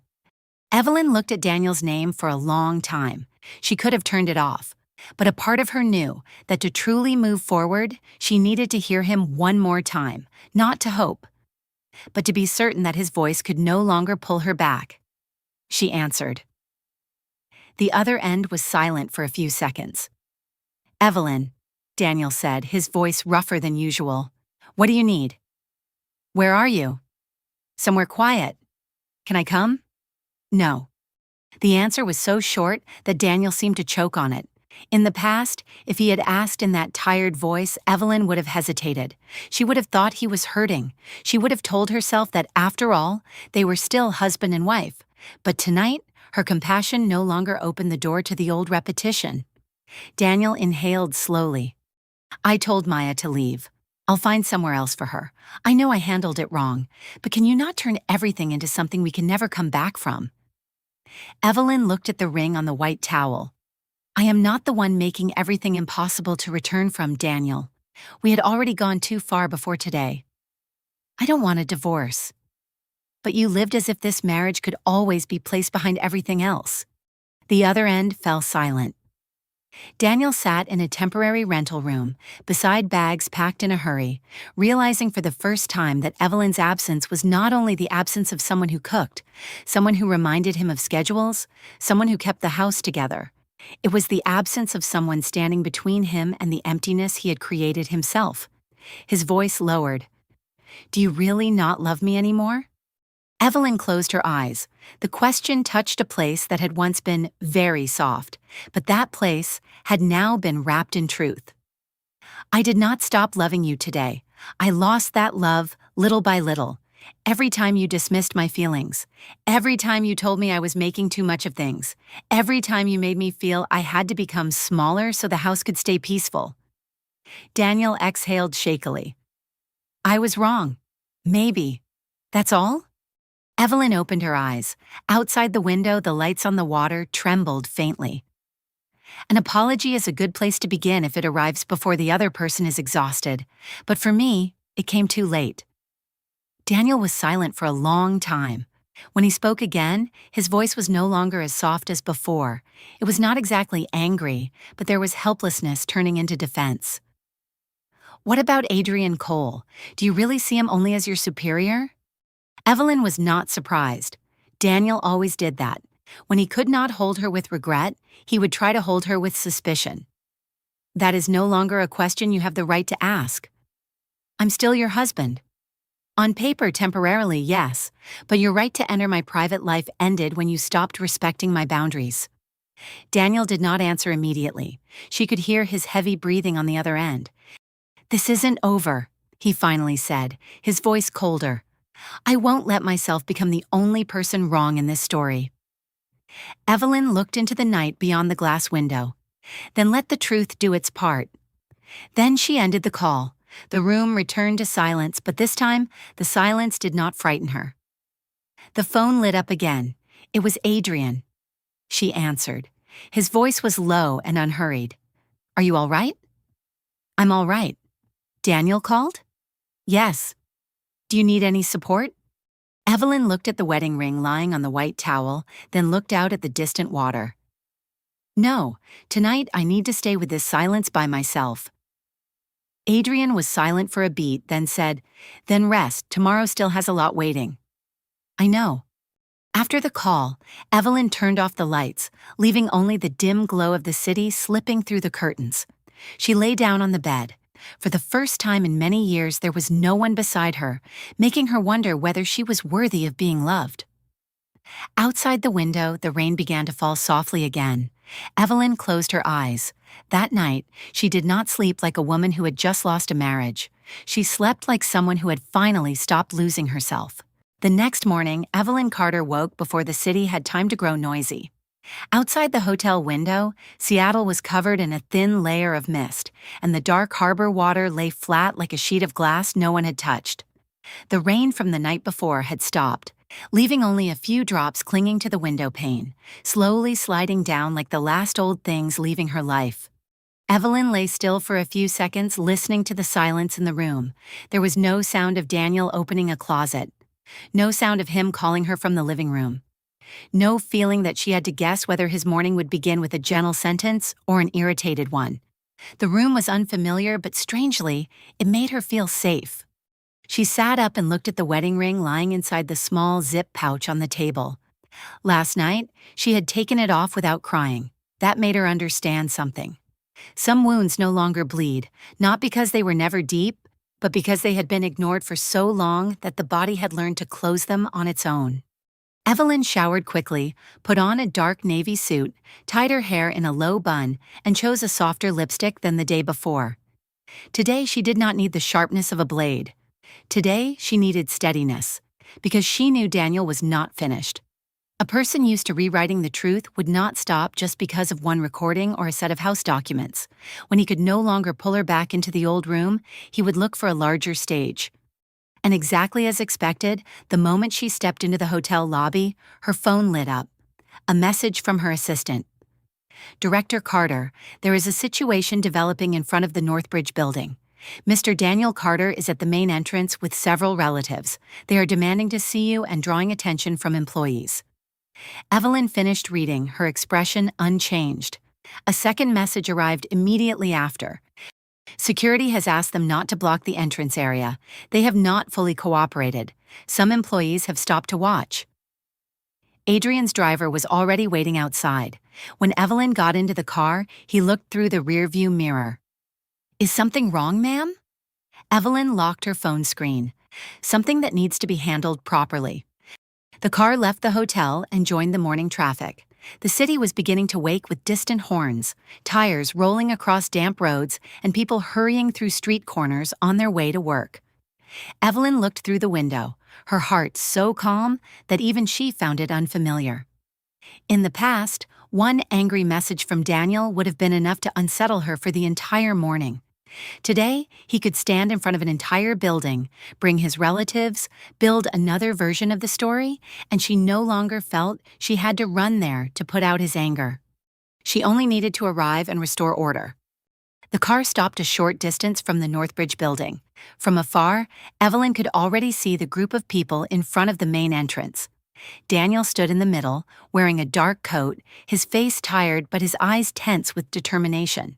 Beside him were his mother, his older brother, and two relatives Evelyn had only met a few times at family gatherings. They were not shouting, they were not chaotic, but they were standing close enough to the entrance to force employees to walk around them, and in their hands were several handwritten signs. Fairness for Daniel Carter. Do not turn private matters into workplace pressure. Listen to both sides. Those words were not too extreme, but they were enough to pull other people's eyes toward them. Some employees stopped behind the glass. A few passers-by slowed their steps. Phones were lifted, then lowered again, cautiously, as if everyone wanted to watch, but did not want to be seen watching. Daniel saw Evelyn step out of the car. Immediately, his expression changed, from tension to pain, from pain to a kind of injury placed in exactly the right position. "Evelyn," he called, "you finally came." She walked forward slowly, stopping a few steps away from the group. The building security chief stood near the door and nodded to her. "Director Carter, we have asked them to move to the public area outside the main walkway, but they said they wanted to meet you directly." Evelyn replied, "Thank you. Please continue recording the situation through the building cameras and make sure the entrance remains unobstructed." Daniel let out a quiet laugh. "Do you hear yourself? I'm standing right here, and you're talking to security as if I'm an operational incident." Evelyn looked at him. "Here, during working hours, I must handle everything according to my role. If you want to discuss personal matters, go through the attorneys. If you want to file a complaint about company procedures, submit it in writing to Human Resources or Legal." Daniel's mother stepped forward, her eyes filled with both sadness and reproach.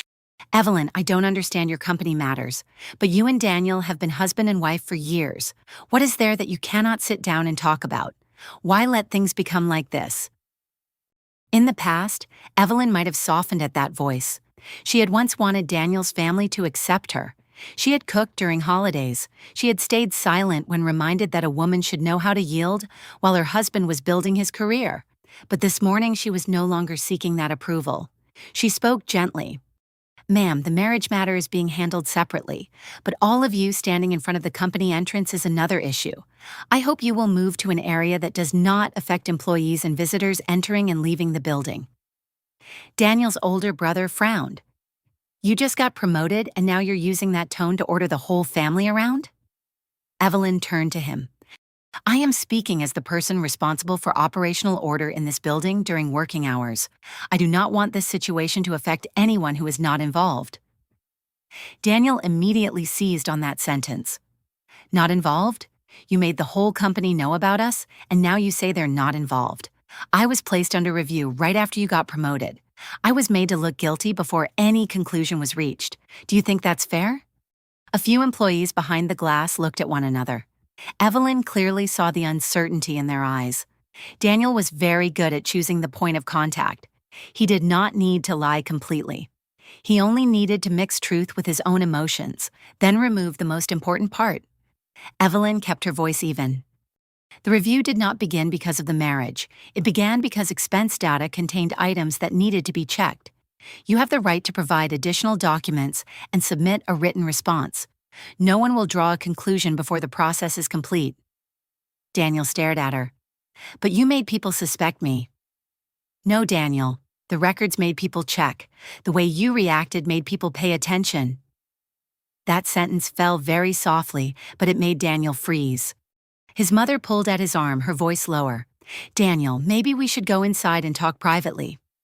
Evelyn answered immediately. "There will be no private meeting in this situation.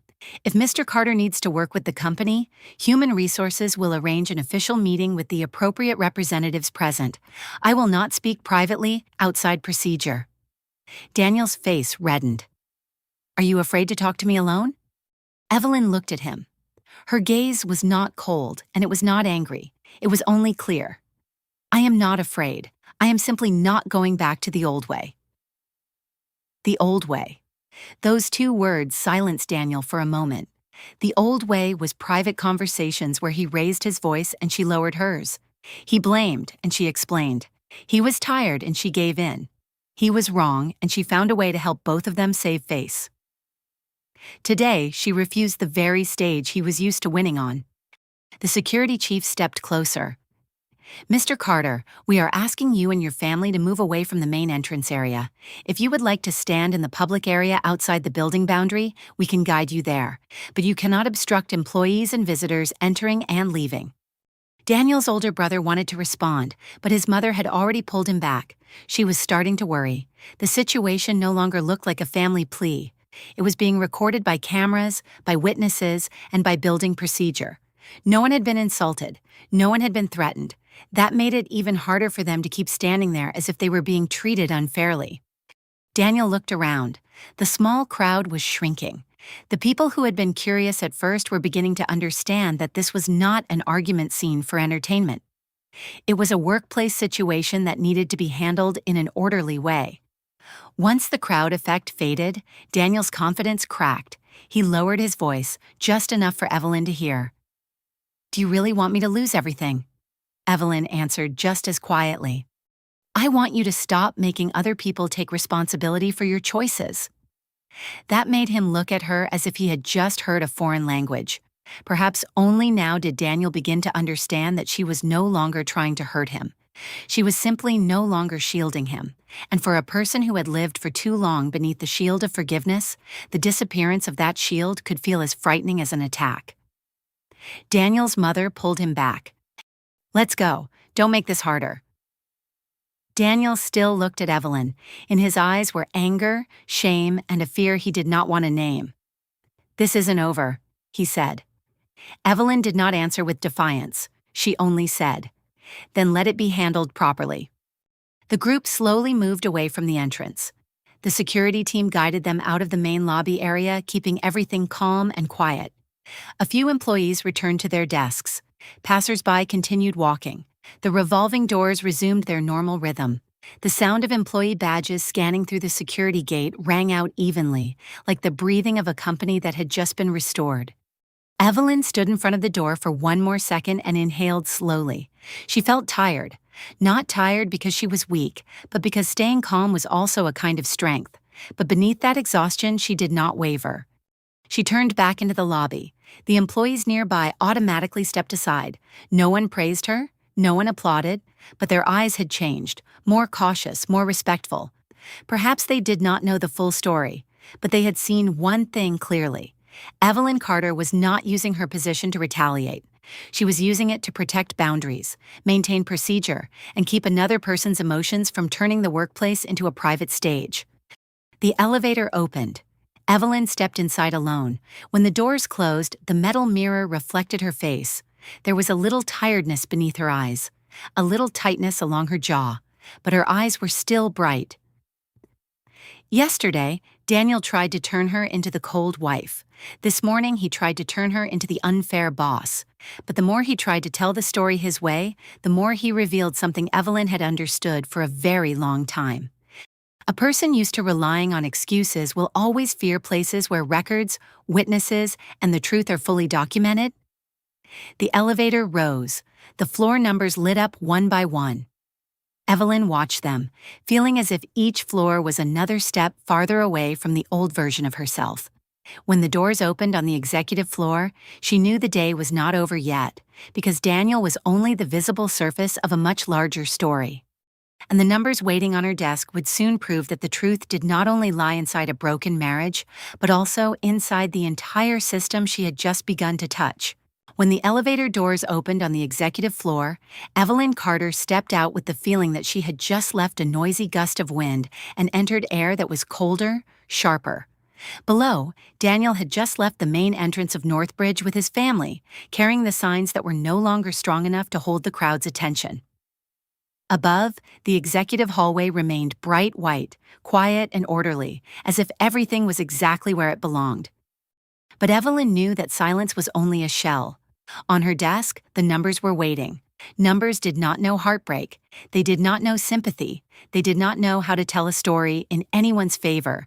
They simply lay there, cold and precise, waiting for someone patient enough to read all the way to the final line. Her assistant walked quickly toward her, holding a tablet. "Director Carter, legal is waiting for you on the internal line. They said they have the preliminary review results for Mr. Daniel Carter's records." Evelyn stopped in front of her office door. "Connect the call to my office." She stepped inside, set her bag on the desk, and looked out through the glass. Seattle outside was still gray and damp, the buildings covered as if by a thin layer of moisture. The city did not know her private matters. The city also did not know that a few folders could shake things that had seemed carefully protected. The screen lit up. The head of legal appeared with a cautious expression. "Director Carter, we have reviewed the documents you sent and cross-checked them with the original records Mr. Carter submitted. Our preliminary conclusion is that there is sufficient basis to expand the review." Evelyn sat down. "How serious is it?" "There are multiple expenses missing valid supporting documents, several transactions that require verification of purpose, and several subcontracted vendors appearing in the approval process inconsistently. We have not reached a final conclusion regarding individual responsibility, but the data suggests this may go beyond ordinary administrative errors." The room grew quieter. Evelyn had prepared herself for that answer, but when she heard it spoken in legal's voice, everything still felt heavier. Daniel was no longer only the husband who had disappointed her. He was a link in a company file showing signs of fracture. She asked, "Did Mr. Carter have enough authority to carry out all of these transactions by himself?" The head of legal was silent for a beat. "Not entirely. Some approvals required higher-level authority. There are signs that these items pass through multiple layers of confirmation." Evelyn closed her eyes for a brief moment. "Then lock the related editing permissions, back up all data, and expand the scope of comparison. Do not rush to any conclusion. Do not allow anyone to alter records while the process is ongoing." "Yes, Director." The call ended. Evelyn watched the screen go dark, then placed her hand on the folder in front of her. Her fingertip touched the edge of the paper, cold and dry.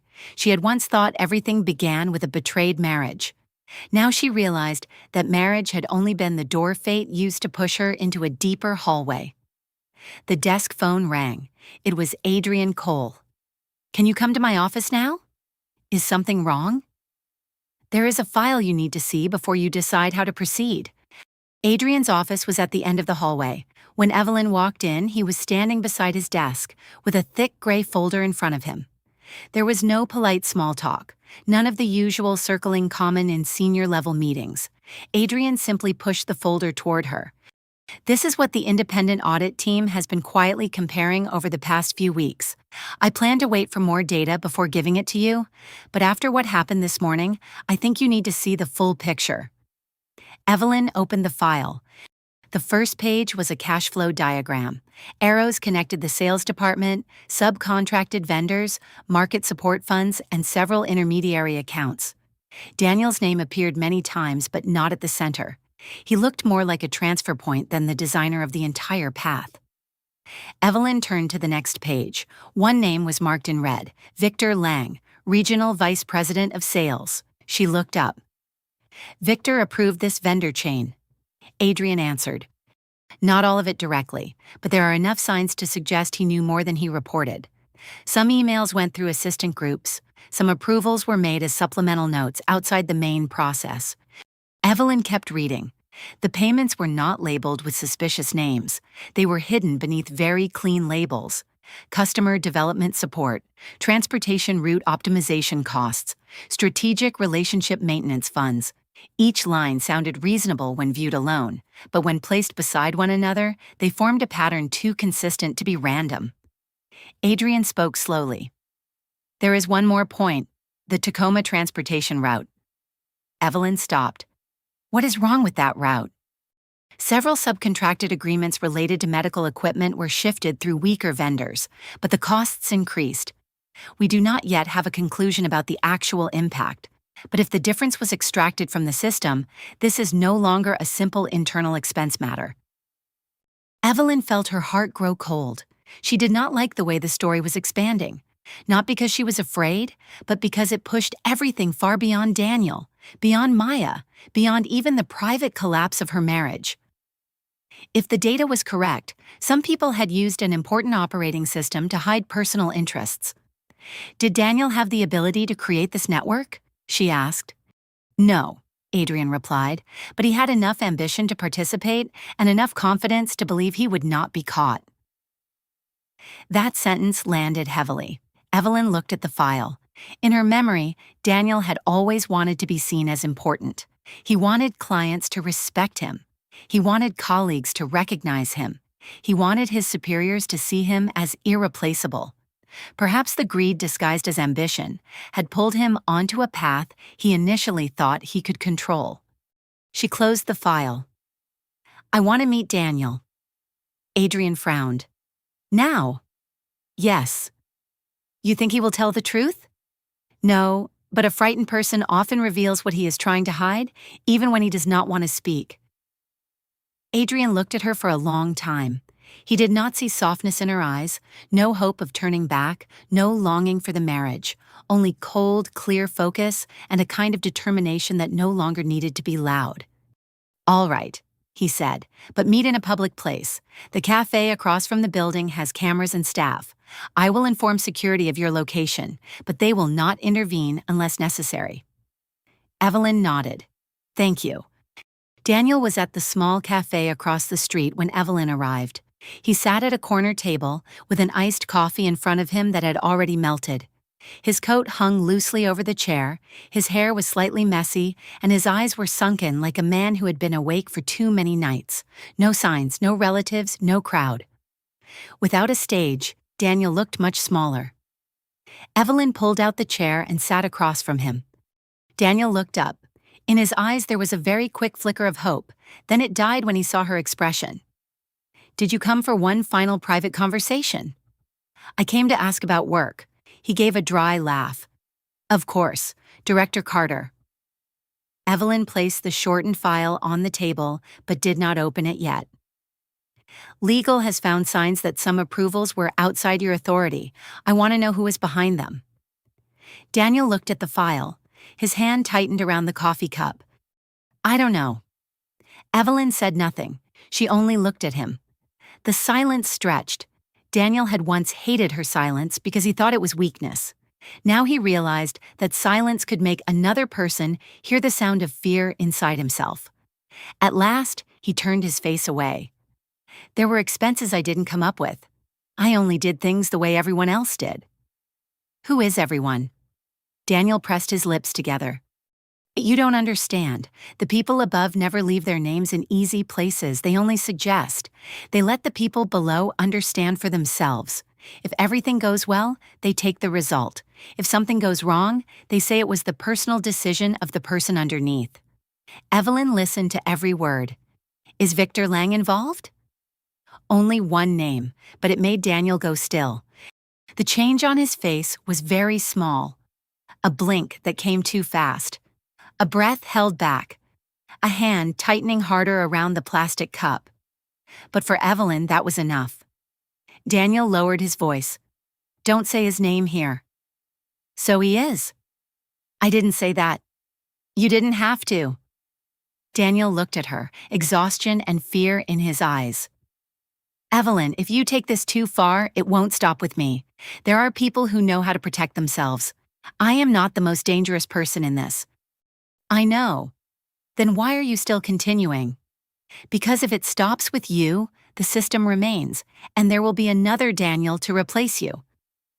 That answer silenced him. In that moment, Daniel did not see his future ex-wife. He saw the woman he had misjudged from the beginning. The woman he had once thought was too soft to go all the way. The woman he had believed would put emotion above truth.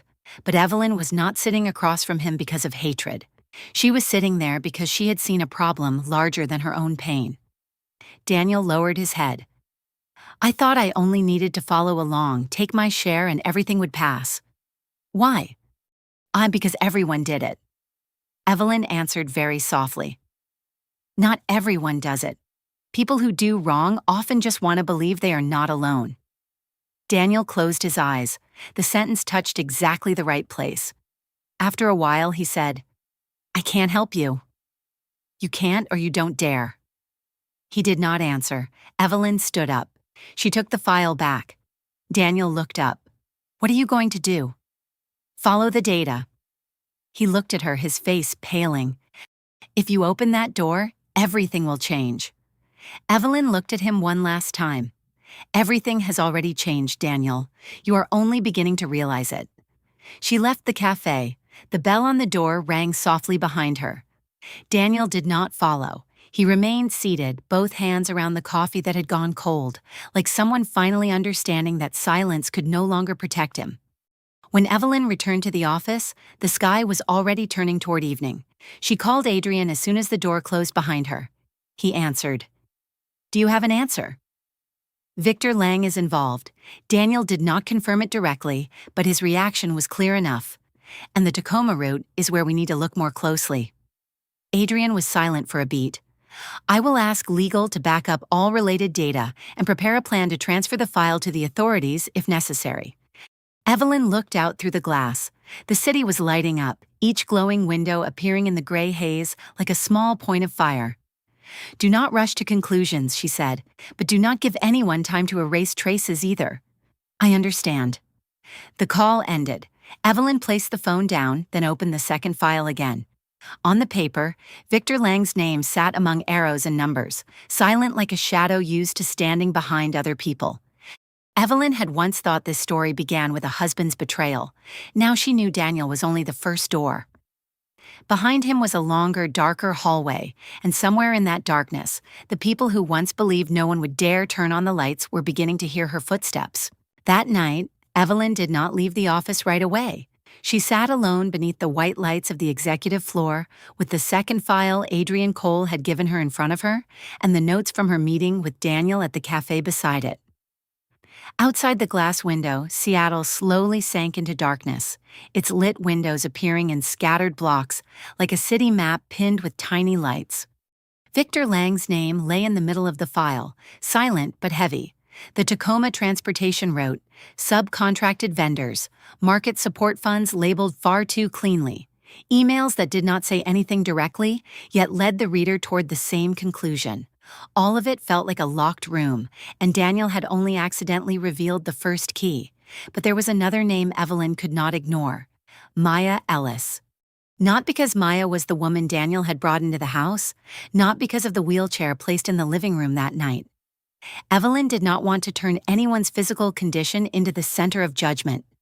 What caught her attention was the way Maya's name appeared beside certain dates, certain meetings, certain sums of money, and certain gaps in the data.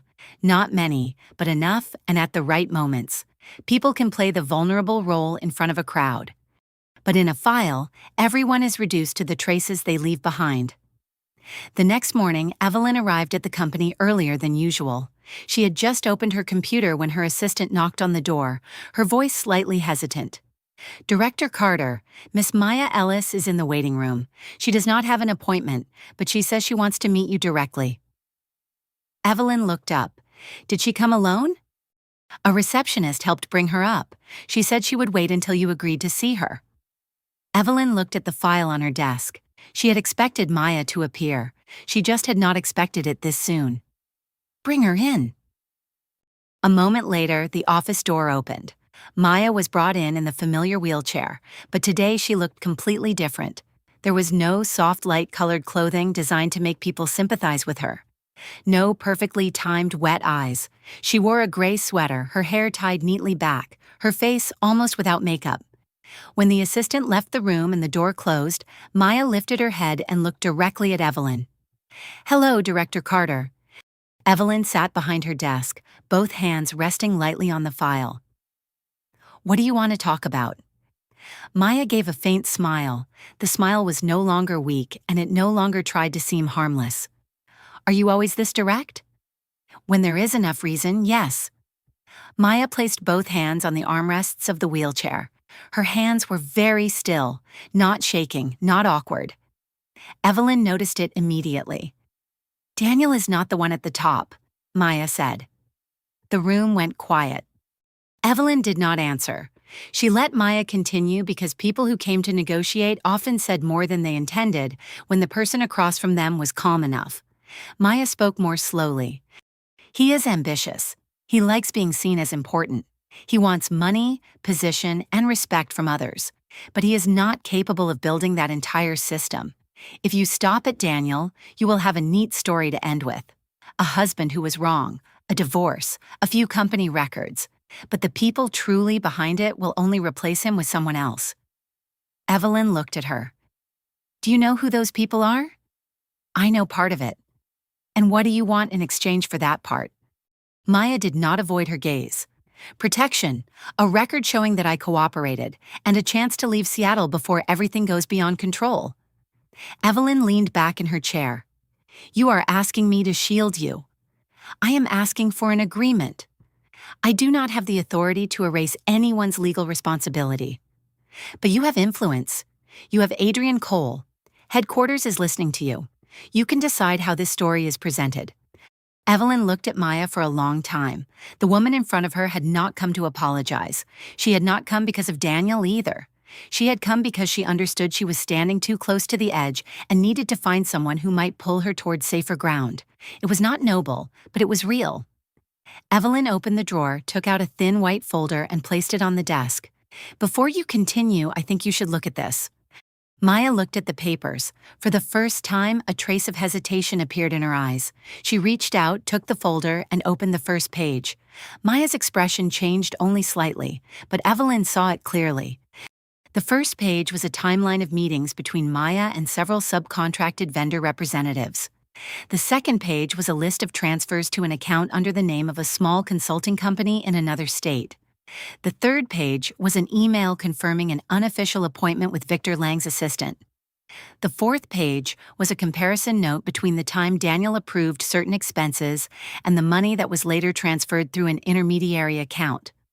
Maya turned the pages more and more slowly. Evelyn said, "I did not only look at Daniel's records." Maya looked up. "You investigated me. I checked the people who appeared in the data flow. I did not keep all of that money." "But you received part of it." Maya was silent.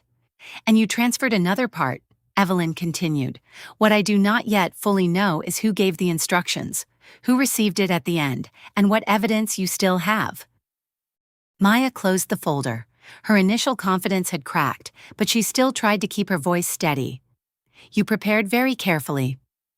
I learned that trusting words alone is not enough." That sentence made Maya look at her longer.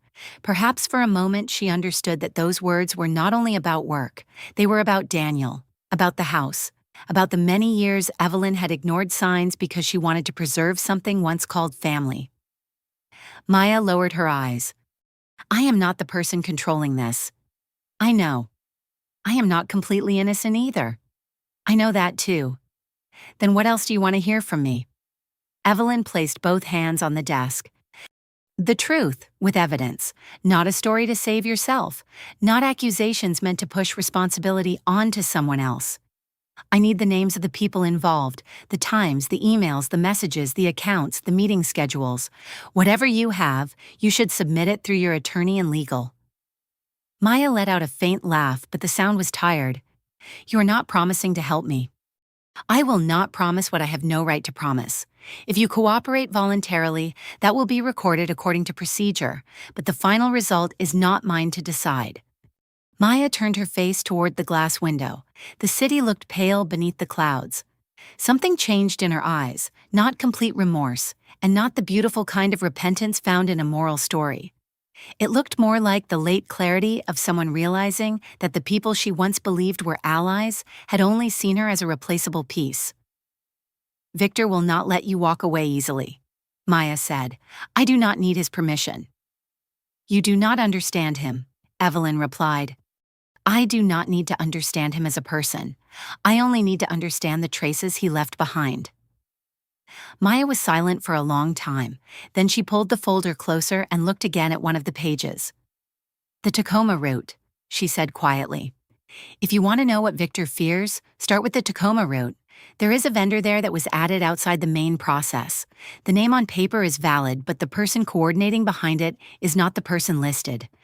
Evelyn did not rush to take notes. She looked at Maya. "Do you have evidence?"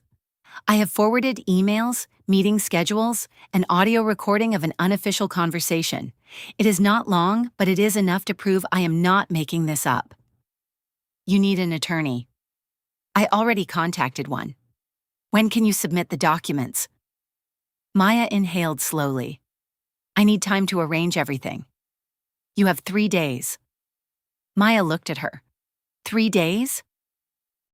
3 days to work with your attorney and submit what you have through legal. After that, whether you cooperate or not, the file will still move forward. The sentence was not a threat. It was spoken with absolute calm, and that was exactly what made Maya understand that Evelyn did not negotiate through emotion. She only set deadlines for the truth. Maya lowered her head, her hand resting on the papers. "Daniel once said you were easy to soften?" Evelyn did not answer right away. A very faint smile, almost sad, appeared on her lips. "Daniel has said many things that were not true." Maya looked at her, then nodded slightly, as if finally accepting that. Evelyn's assistant entered when she pressed the call button. Maya was taken out of the room in silence. At the door, she suddenly turned back. "Director Carter." Evelyn looked up. "I did not come because of Daniel." "I know." "I did not come because of you either." "I know that too." Maya tightened her hand slightly around the armrest of the wheelchair. "I came because I do not want to be used by the people behind this and then left behind." This time, Evelyn was not cold. She only said, "Then tell the truth before they tell it for you." Maya did not answer. The door closed behind her. The office returned to silence. But this silence no longer felt like the hours before. It was denser, heavier, as if the room had just received another important piece of the puzzle. Evelyn opened her computer and created a new note. Tacoma route. Subcontracted vendor, Victor's assistant, unofficial meeting schedule, documents from Maya. She typed each line slowly, missing nothing, rushing to no conclusion, letting no emotion slip between the data. Then she called Adrian. He answered almost immediately. "What happened?" "Maya just came to see me." "What did she say?" "Enough to confirm that the Tacoma route is the point where the data needs to be locked immediately, and Victor Lang may not have only known about it. He may have coordinated through someone else." The other end fell silent for a beat. "I will notify legal to back up all related data today. Do it quietly, no broad announcement." "I understand." Evelyn set the phone down, then stood and walked to the window. Below, the city continued operating normally. No one knew that one conversation had just pushed the story in another direction. No one knew that the woman in the wheelchair, who many people had assumed was only a side figure, might be holding one of the most important keys. Evelyn placed her hand against the cold glass. She had once thought Maya entered her life to take away what remained of a marriage. But now, Evelyn understood that Maya was only another door, and behind that door, Victor Lang was standing closer to the light than he realized. But that morning, he still walked into the Northbridge building with the calm of a man who believed the darkness would always belong to him. He passed through the main lobby in a deep navy suit without a single crease, carrying a leather briefcase, his face composed, and his smile just polite enough. Employees lowered their heads to greet him. A few sales managers stood up quickly when they saw him pass. Victor responded with his familiar slight nod, the kind of gesture belonging to a man far too used to having others make way for him. No one in the lobby knew that in the legal system upstairs, the Tacoma route data had already been backed up for the second time. No one knew that Maya Ellis had contacted an attorney. No one knew that Victor Lang's name sat at the center of a cash flow diagram surrounded by subcontracted vendors, forwarded emails, unofficial meeting schedules, and approval notes written so skillfully they seemed harmless. Victor did not know everything yet, but he sensed something. People who are used to controlling the game are often very sensitive to changes in the air. A glance that avoided him too quickly, an assistant answering too briefly, a file in the system suddenly becoming inaccessible, a call not being answered right away. Each small detail was not enough to become evidence, but it was enough for a man like Victor to understand that someone was moving closer to the door he had always kept locked. Close to noon, Evelyn Carter's assistant knocked on her office door. "Director Carter, Mr. Victor Lang is outside. He says he would like to speak with you for a few minutes." Evelyn looked up from her screen. On her desk were the Tacoma route file, Maya's notes, and the legal confirmation that the data had been backed up. She was not surprised. A man like Victor would not wait to be summoned. He would appear on his own first, looking proactive, to test how much the other side knew. Let him in. The door opened. Victor walked in with a calm smile. He did not look at the files on the desk immediately, but Evelyn noticed his eyes pass over them very quickly, just long enough to register everything. The gray folder, the notes, the open laptop. He was still smiling, but his eyes had already begun to calculate. "Director Carter, I hope I'm not disturbing you. If this is about work, you may speak." Victor sat down in the chair opposite her, slowly, naturally, as if this were also his office. Evelyn did not point it out. She only watched him sit, watched the way he occupied space with the habit of a man accustomed to being allowed. "I heard you are expanding the review into some older transportation routes," Victor said, "including Tacoma." "That is correct. I understand your commitment to transparency. It is very commendable, especially for someone newly appointed. But sometimes a review that expands too far can create unnecessary misunderstandings. Clients become concerned. Employees become unsettled. Partners lose confidence. A large company does not operate only on right and wrong written on paper. It also operates on stability." Evelyn looked at him. Stability cannot be built on hidden data. Victor gave a faint smile. "A very beautiful answer, but real life is often not that beautiful. Some old processes exist because they help work move faster. Not every exception is misconduct." "Not every exception is wrong," Evelyn said, "but every exception needs to be explained." Victor's smile thinned. "You are very much like Adrian. Too much faith in documents. At least documents do not change the story according to mood." Her answer landed softly, but it was enough to make the room colder. Victor looked at her longer. The polite friendliness in his eyes was gone. In its place was the careful evaluation of a man realizing that his opponent would not be easily pushed back by advice. He lowered his voice. "Evelyn, you have only just taken this seat. I am not saying this to threaten you, but to remind you that some systems existed long before you arrived. If you pull too hard on one thread, you may bring down the entire structure. And when that happens, people often do not thank the person who discovered the problem. They blame the person who exposed it." Evelyn placed her hand on the file. "So you want me to let Daniel take responsibility alone?"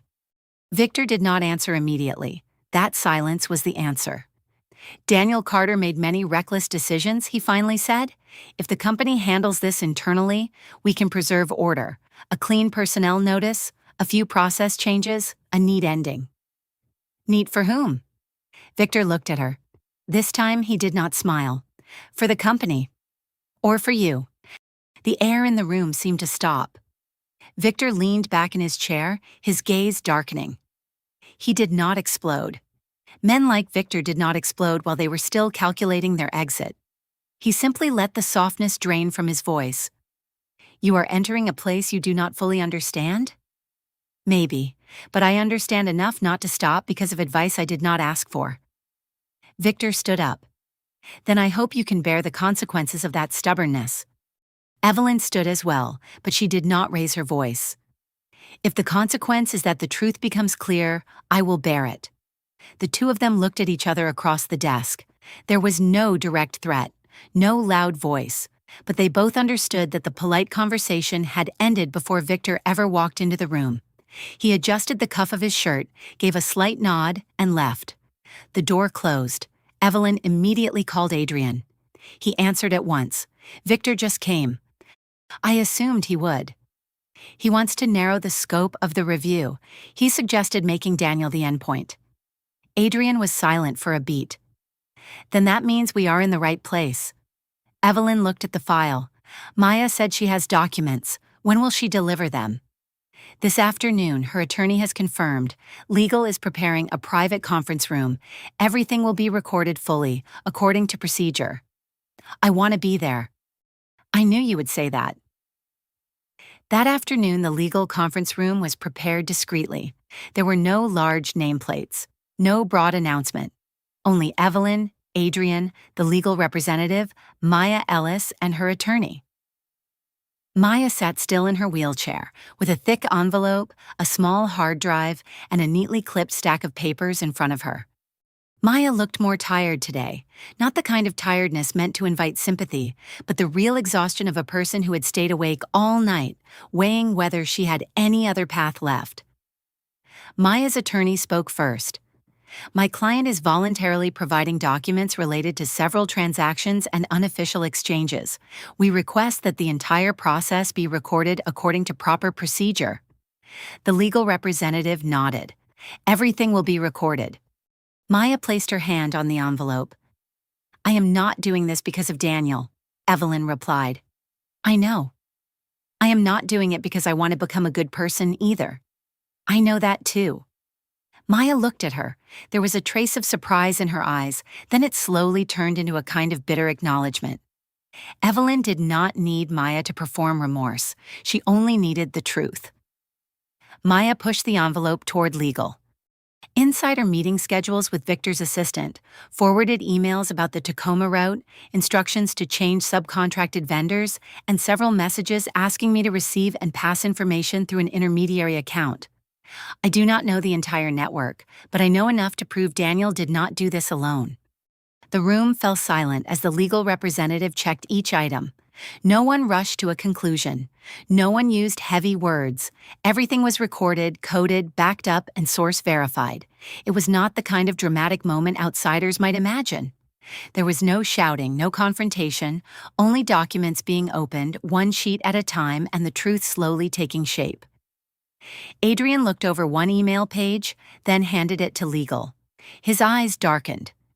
This data matches the approval pattern in the second file. Evelyn did not speak. She looked at Maya. Maya lowered her head. I used to think I was only receiving a small part from a large system. I told myself that if I did not do it, someone else would. It sounds stupid when I say it out loud, but at the time it helped me sleep. Evelyn looked at her for a long time. Excuses always sound easiest when no one has had to suffer the consequences yet. Maya nodded slightly. I know. The meeting lasted until late in the day. When Maya left the room, she did not turn back to play the weak one, and she did not try to ask Evelyn for forgiveness. She said only one sentence before her attorney took her away. Victor will deny everything, Evelyn replied. Then we will let the records answer. The door closed. That evening, Adrian entered Evelyn's office with the confirmation file from legal. His face was more serious than usual. Maya's data matches the Tacoma route file. Headquarters has been notified. They have agreed to transfer all related documents to the authorities and fully cooperate if an official investigation is requested. Evelyn stood by the window, looking at the city as it began to light up. And Victor, temporarily suspended during the review, his access and the access of several related people have been locked. She closed her eyes for 1 second. Not because she was happy, not because she felt triumphant, but because she felt the weight of that moment. Once the file was transferred, the story would no longer remain in the hands of the company internally. It would follow its own path, slow or fast, quiet or violent, but it could never return to the old darkness. She said, "Send it." Adrian nodded. The next morning, Northbridge sent a brief internal notice. The company was cooperating with the authorities to review several vendor transactions and transportation routes in the Northwest region. Several management-level employees would temporarily step away from their positions during the review. All employees were asked not to speculate, not to circulate unconfirmed information, and to cooperate with relevant departments when requested. There were no sensational words, no rushed conclusions, only the careful language of a company trying to do the right thing after allowing too many things to go wrong for too long. Victor Lang left the executive floor at noon. There was no chaos, no loud sound.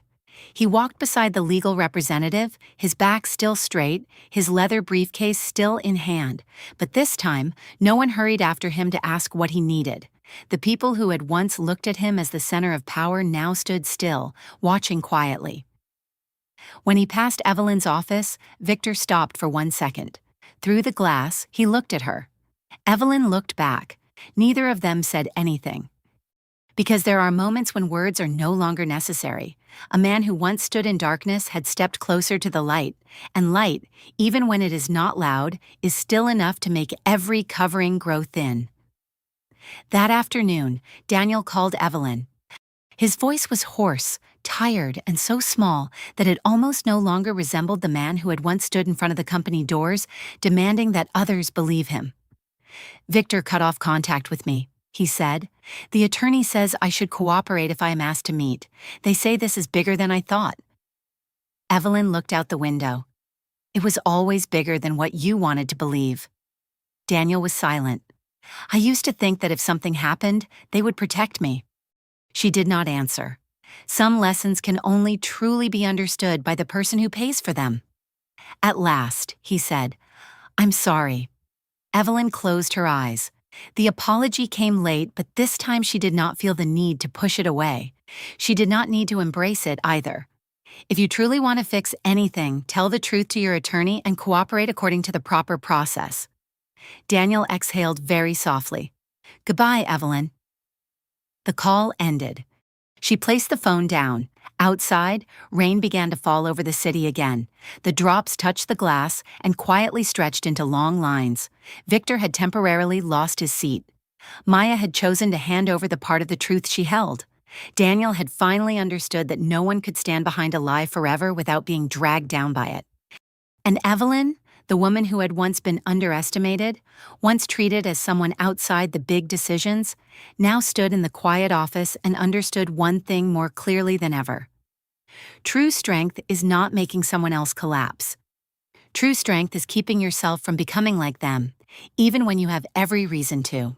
That sentence stayed in Evelyn Carter's heart the entire way as she left the Northbridge office that evening. Outside, Seattle rain fell lightly. Not hard enough to make people run, but steady enough to cover the city with a soft and sorrowful sound. Raindrops slid down the car window, joining into long lines like the last old days finally flowing out of her life. In the weeks that followed, nothing ended with a loud noise. There was no brilliant moment like the ones people often tell in stories. No one stood in the middle of a room declaring victory. No burst of satisfaction made her heart lighter all at once.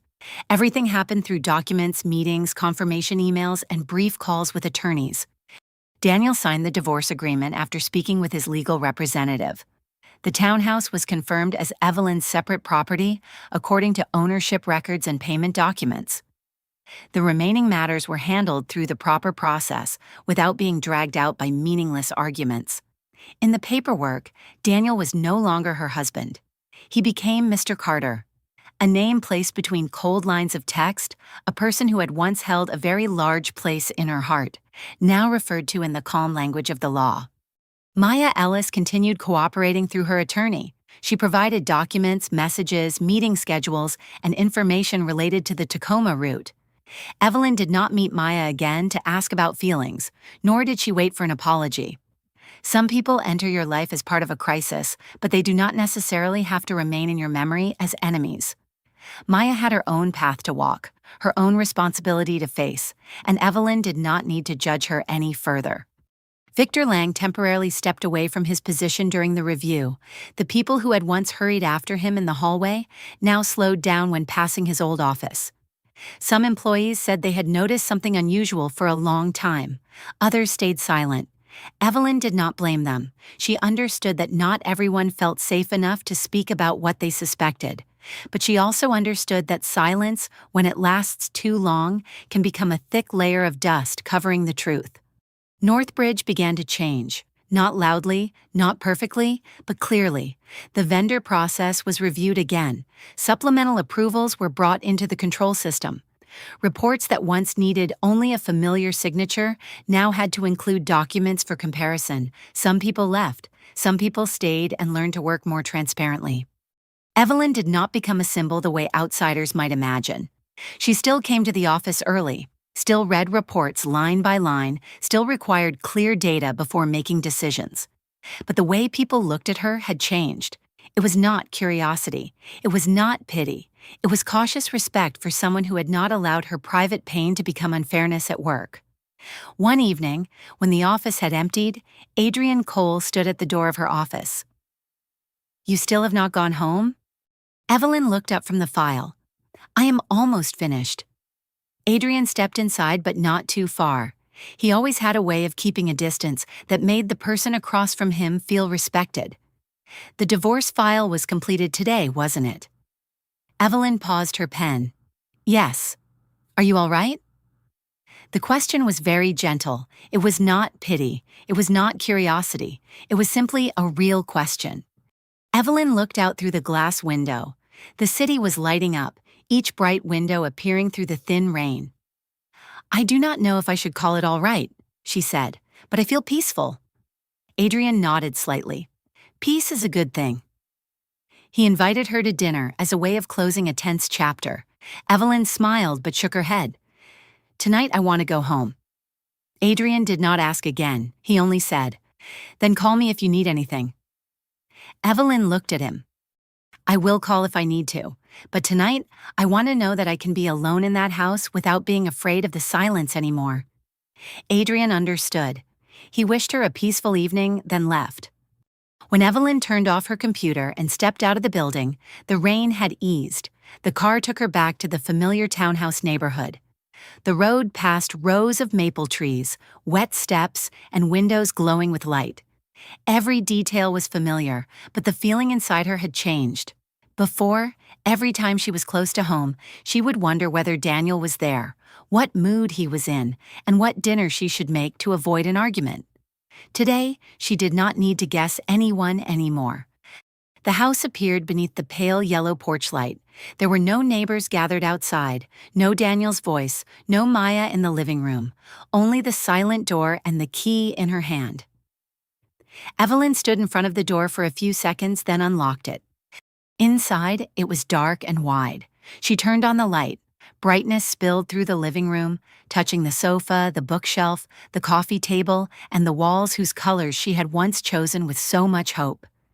Everything was almost the same, but the space felt lighter. Daniel's belongings were no longer at the entrance. His coat was no longer on the chair. The small things that had once made her feel she had to clean up after a grown man had disappeared.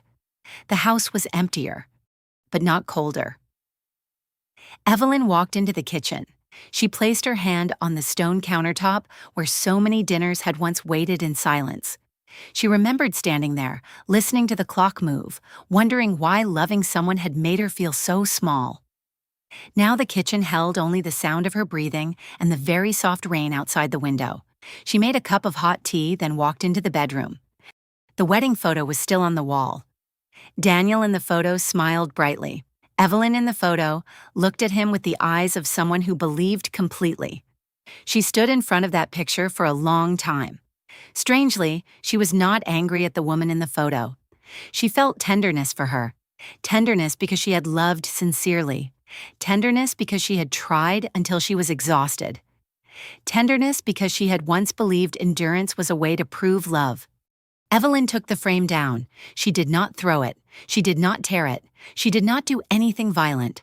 She only placed it inside a box, covered it with a white cloth, and closed the lid. Some old chapters do not need to be destroyed, they only need to be placed where they belong, in the past.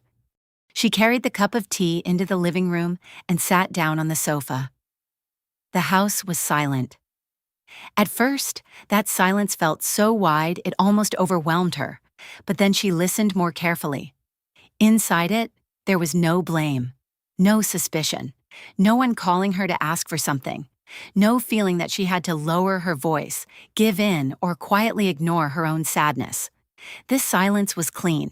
It was not proof that she had been left behind. It was space for her to return.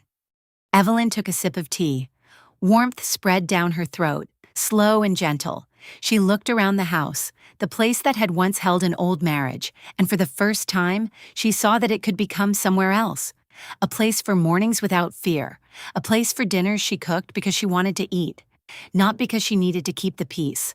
A place where she could open the windows, change the curtains, move the furniture, and live without asking permission from anyone's emotions. Daniel would face his choices. Maya would face her share of responsibility. Victor would face what the records were making clear. And Evelyn also had something to face. A new life, not perfect, not easy, not a promise that her heart would never hurt on some sudden evening, but it was her life, chosen by her, protected by her. She leaned back against the sofa and closed her eyes. Outside, the rain began falling again, very softly, like the city sighing after a long day. For the first time in many years, Evelyn Carter was alone in her own house and did not feel lonely, because she had understood that a woman does not need to be chosen by someone else in order to have worth. She does not need a marriage to prove she is worthy of love. She does not need to keep enduring in order to be called loyal. Leaving at the right time is not failure. It is the way a person brings herself back home. In the end, Evelyn did not leave to take revenge. She left to save the remaining peace inside herself. Some relationships do not end with one great argument. They end in the moment we realize we have endured for too long. Evelyn had loved, had believed, had tried to hold a home together with all the patience she had. But love, when only one person protects it, eventually becomes a burden. Daniel did not lose Evelyn because she changed in one day. He lost her because too many times he treated her silence as something guaranteed. And when Evelyn chose to walk away, she did not become cold. She only became clearer about her own worth. If this story made you think, leave a comment. Would you leave the moment you were taken for granted, or would you quietly prepare until you were strong enough? Do not forget to like, subscribe, and turn on notifications to keep following more emotional, thoughtful, and inspiring stories.